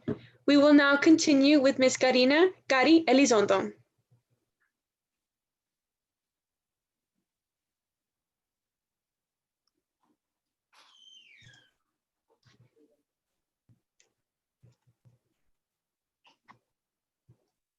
You're on, Ms. Elizondo. Oh. Do you need me to reread the question? Can you hear me? Yes, ma'am, we can hear you.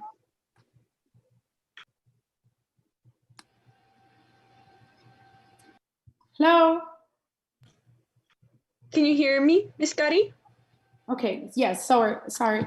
Yeah, I believe that affordable education, it's important at all higher educational institutions, not only at Laredo College, but in all higher education institutions. I am a strongly believer that we need to be creative in order to develop incentives and to bring enrollment numbers up. And the recent success of the Laredo Cares partnership of the college with the city is a perfect example in how the public, nonprofits, private, and especially higher education institutions can all, by collaborating together, respond effectively to the economic recovery and needs of our community. Like I mentioned earlier in one of my first questions, it's all about strategically collaborating with all entities in order to benefit our students. I was a student myself, and we need to preserve affordable tuition to all. Thank you. Thank you so much, Ms. Gatti Elizondo. Since Mr. Valentin Escamilla is not here tonight, we will continue with Mr. Valdi Guzman. Thank you. First thing I'd like to say, my hats off to the current board and to Dr. Solis for doing what they did with that 20% discount for tuition. I think that was a great idea. So my hats off to them for a great idea.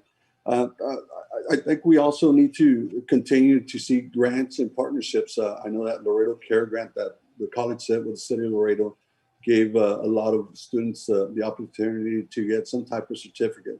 So that's important also. And we also need to continue to look for more four-year degrees and keep it at a minimal cost. Instead of transferring somewhere else, let's keep them there at the Laredo College. Thank you. Thank you so much, Mr. Guzman. We will now proceed with Mr. Carlos Perez. Hi, thank you for the question, Mariela. I'd like to begin with echoing what Justin Hudson just said, which was we need more opportunities for the middle class through a well-developed student loan program, bringing them back to Laredo College and having philanthropy as well involved. One of the things I'd like to point out is that while enrollment has declined, traditional enrollment has declined over the last 6 years, the college says it has the same enrollment that it did 6 years ago. It does because of dual enrollment. And I don't want to make it about the money, but the reason I brought the money up is because of the fact that $1 million is what the college expected to take in 2021 from dual enrollment. And that is basically half of what we would have if we had more traditional enrollment. So we need to focus on our finances and make sure that we provide scholarships to students. Scholarships have not gone up since 2014 for students. They had 15,000 set aside for the academic achievement scholarship, and they had 39,014 set aside for the academic excellence scholarship. Those numbers have not moved in 6 years. So why are we not providing students with more opportunities? And of course, right now, we need the COVID monies for our students. Thank you so much, Mr. Carlos Perez. Thank you, Mariela. We will now proceed with Ms. Jackie Ramos. Thank you. I would like to see our college continue providing the discounts. Right now, the CARES Act allowed us to do that discount for our students. But one way is to continue offering programs that if you take a full load, then one course is given credit, or you provide incentives if you do well in school. If you take a full course load, you provide additional funding from secondary sources. One of the things that I propose if I am reelected is the tuition reimbursement program with the organizations that exist in the community, the city, the county, the school districts, giving the employees the opportunity to be able to assist. And if they get good grades, they can come back and they can get reimbursed for that monies that they're paying. I would also like to provide additional resources in our financial aid office to be able to assist all of our students, regardless if they qualify for federal assistance. Thank you. Thank you, Ms. Jackie Ramos. We will now continue with Mr. Scott Roberts. Yes, well, the first thing I would like to do is do a 40% immediate and permanent reduction of tuition and fees. That would be first and foremost. Provide an additional 10% for family discounts when you have multiple siblings or family members that are engaged in college courses. Add a structured tier level discount for achieving milestones in your degree and your career path.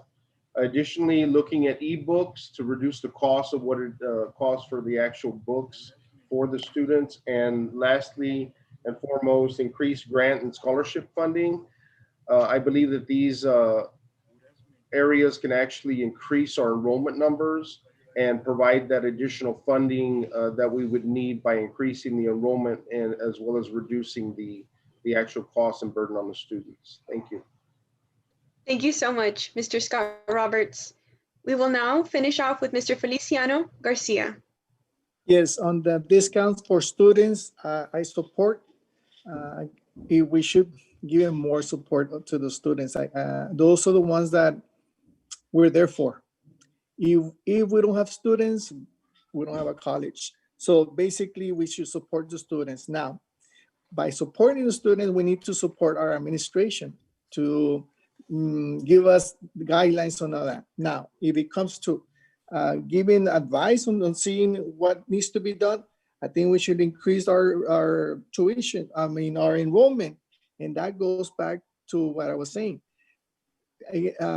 Having courses that are transferable to colleges, to the universities. If we don't have enough, they're not going to be staying with us. They're going to go elsewhere. So we need to have our core, our advantage is our faculty, our professors. Why we should use them in a way that it will encourage students to stay. That will increase our revenue, and we should always give them discount. And I support the discounts that is given it right now because of the COVID. Thank you, Mr. Garcia. Your time has expired. Thank you. Thank you, candidates, for your responses on this question. Our next question comes from the student body. Please welcome, I'm so sorry. The next question comes from the faculty. Please welcome back Ms. Victoria Rodriguez.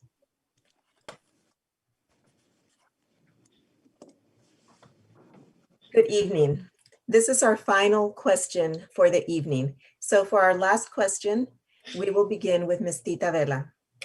Ms. Vela, do you think the salaries of faculty in the college should be equivalent to salaries of the faculty in public school with similar credentials and experience? The school district salaries are much higher than LC faculty salaries. What are your views on capping faculty salaries based on years of service? I'm going to tell you, I don't believe in capping.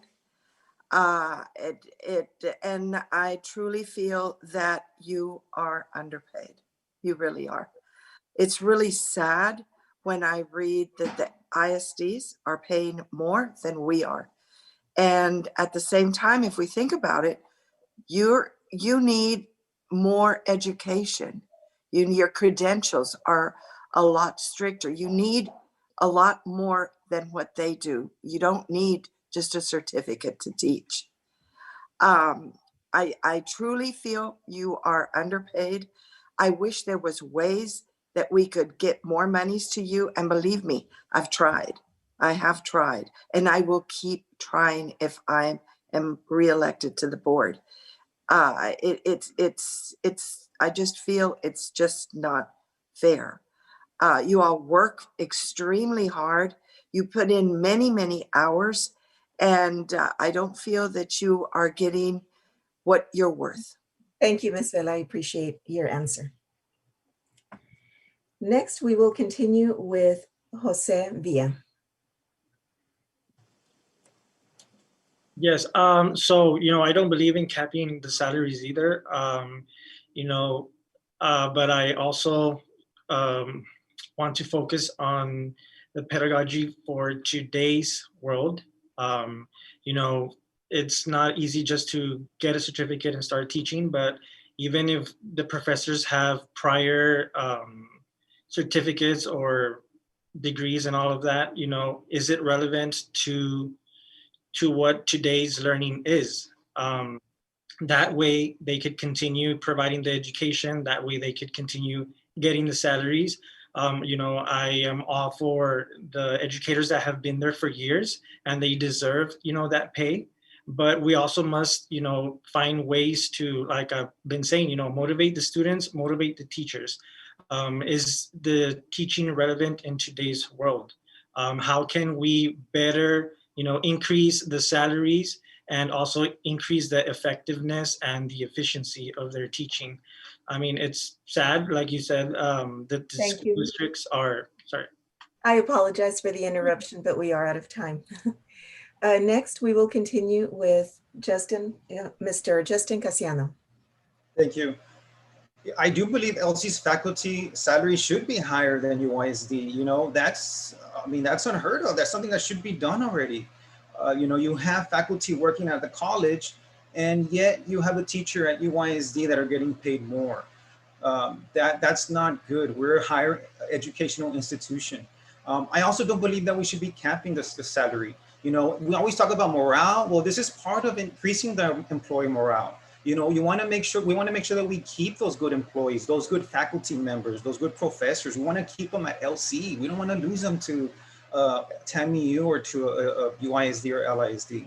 We want to make sure that we keep you happy, then let's go ahead and pay them. I know there was a proposal to take away 720 hours of your sick leave from retiring employees.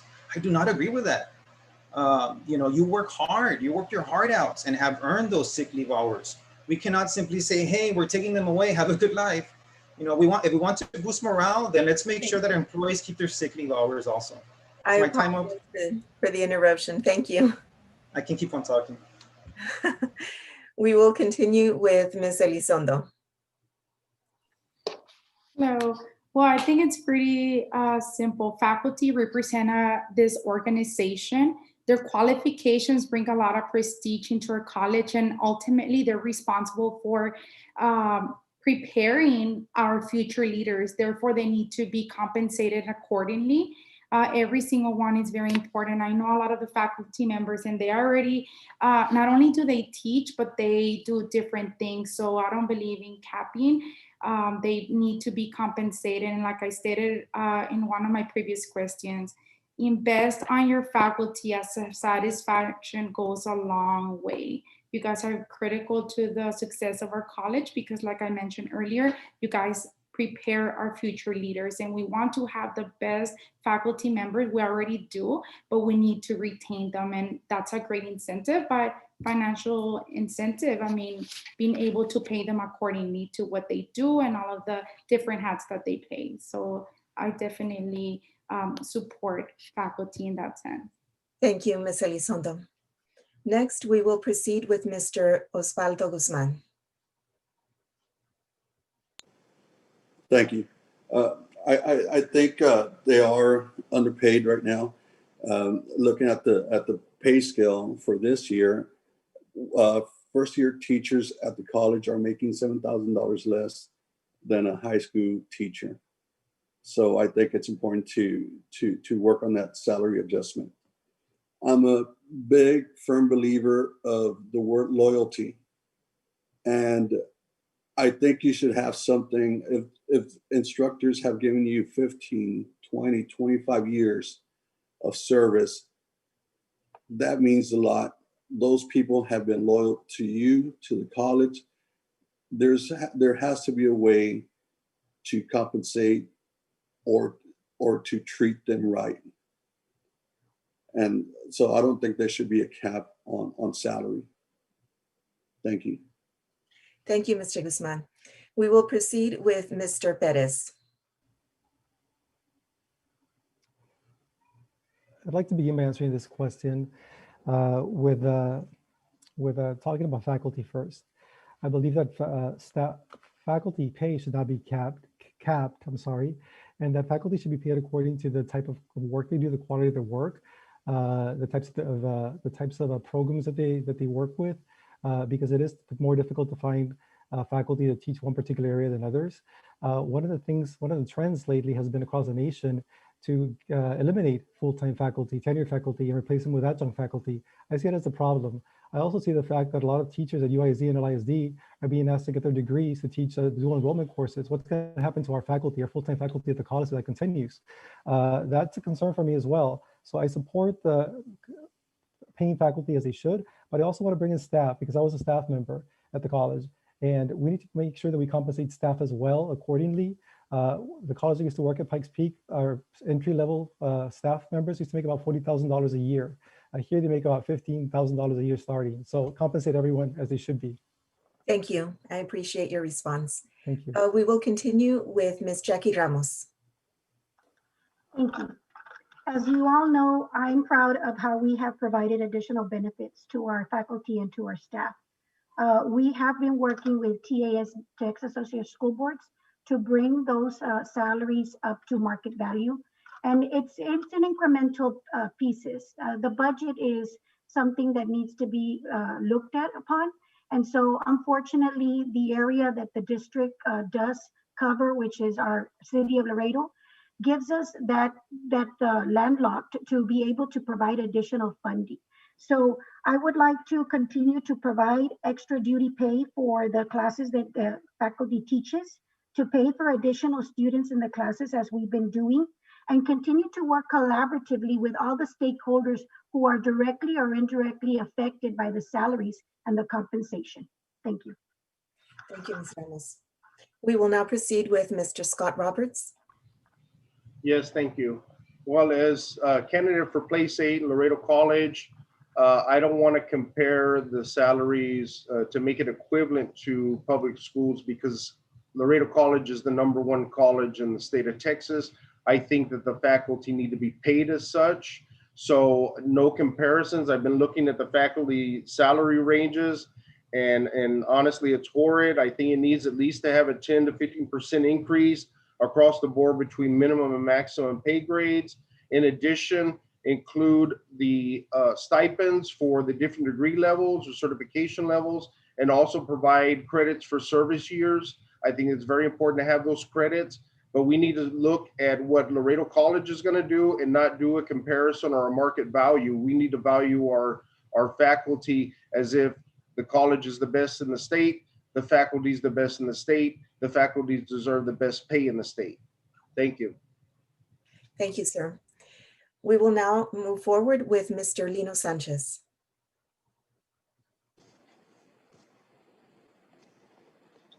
Yes, I agree that salary should not be capped. Our professors should be paid accordingly, and depending on also on their educational level and certificates and everything that they have, they should be paid more than that. I hadn't seen how much they got paid until I started looking into it earlier today, and I saw that they were being underpaid. I don't believe that's right, because without our faculty, then who's going to teach our students? And what is their students looking forward to if they see our faculty not being paid what they should be paid? So I do believe that there should be an increase in pay to our faculty and staff, and to help them so that they can continue being with us and teaching our students so they can also learn. Thank you. Thank you. And we will now have Mr. Feliciano Garcia with the same question.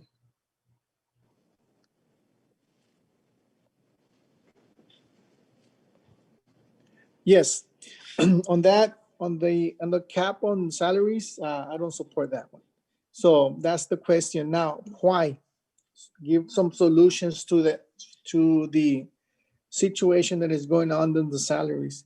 One is we need to support the administration in every lobby situation that they do on the state level and the federal level. That gives us money so we can support our staff, our faculty. Second, we need to use our core advantage, which is our faculty. Why? Because they're there, we need to use them accordingly with their expertise. How can we use them? They need to teach our dual enrollment. They need to teach more accreditable courses that are transferable to the universities. And it goes back to enrollment. How can we increase enrollment? Because we need to use our faculty. They're there, they're available, we're paying them. If we need to pay them more, that's why we need to pay them more because. Thank you, Mr. Garcia. We're out of time. I appreciate it. Thank you. Well, that concludes our questions for the evening. We would like to thank the candidates for participating. We hope that this has been an informative and enlightening conversation, and would like to remind the audience that Election Day is November 3rd, with early voting continuing through October 30th. If you have any questions about where you can vote, please call Webb County Elections Office at 956-523-4050.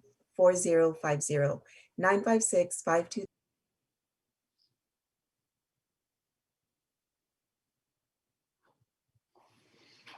Ms. Rodriguez, you are muted. Okay.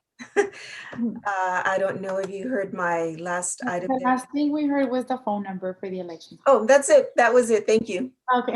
Okay. Thank you, Vicky. Thank you, Mr. Cruz. That phone number was 956-523-4050. So if you have any questions for the Webb County Elections Office or about your elections, please call them. And on behalf of the Laredo College, please allow me to thank you all for attending this evening. I want to thank all of the candidates that were here this evening. We really appreciate you all joining this evening. I know that this was a long conversation and a very different forum. As I stated at the beginning of this forum, this is our first ever virtual forum here at Laredo College. And it's our first virtual forum ever, given the conditions in the United States and across the world. Because of the pandemic, we made the decision to go ahead and do this online forum. So this is our first year doing this, and I think it was a success in particular because of the candidates and also because of the students. I want to thank the students this evening in my honors government class for doing the job that they did. These students have gone above and beyond in a way that very few students are ever asked. A lot of students in the United States are required to take government courses, but very few are ever required to actually participate in government the way that these students are. So I want to recognize these students, and they are Ms. Elsa Alvarez, Mr. Emmanuel Reyes, Feliciano Garcia, Ms. Jacqueline Montemayor, Mr. Javier Reina, Mr. Julio Tabuada, Ms. Liliana Gonzalez, Ms. Mariela Vidauri, Ms. Natalia Henry, Ms. Ruby Vela, Mr. Sebastian Avila, and Simone Lydell. Again, thank you, students, for the amazing job that you have done this evening. And again, thank you to everyone. This has been a great conversation, and we wish all of the candidates the best of luck in the days ahead. And of course, God bless our country. Thank you, everybody. For those of you who are still here, we'd like to do a quick photo. So if you can all turn on your camera, we're going to do a quick screenshot. If you'd like not to participate, that's fine too.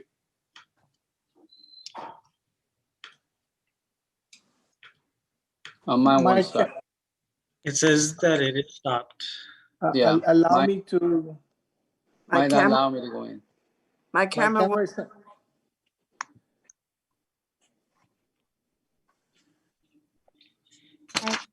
Okay, my camera is on. Yay. Turning on everyone's camera so we can take a quick screenshot here. Okay. The new norm. Okay, the new norm. Everyone say cheese. Cheese.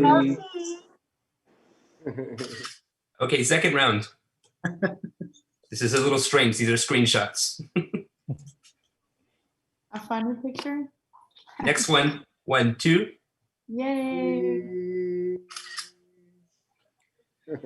Thank you, everyone, for attending this evening. God bless all of you. Thank you. Thank you for your hard work. Bye, guys. Bye, everybody. Good luck. Bye. Bye. Bye. Bye-bye. Good night. Thank you for attending. Good night. Good luck, everybody. Bye, everybody. Great job. Thank you for your time. Good luck, everyone. Thank you for everything. Good night. Thank you. Thank you, Mr. Garcia. Thank you, Mr. Hansnurcher. Thank you, Mr. Guzman. Thank you, Mr. Villa. Thank you, Mr. Thank you very much. Thank you, Ms. Bella. Thank you, Ms. Ramos. Thank you to all of the candidates. Thank you, Mr. Perez, Mr. Guzman. Thank you.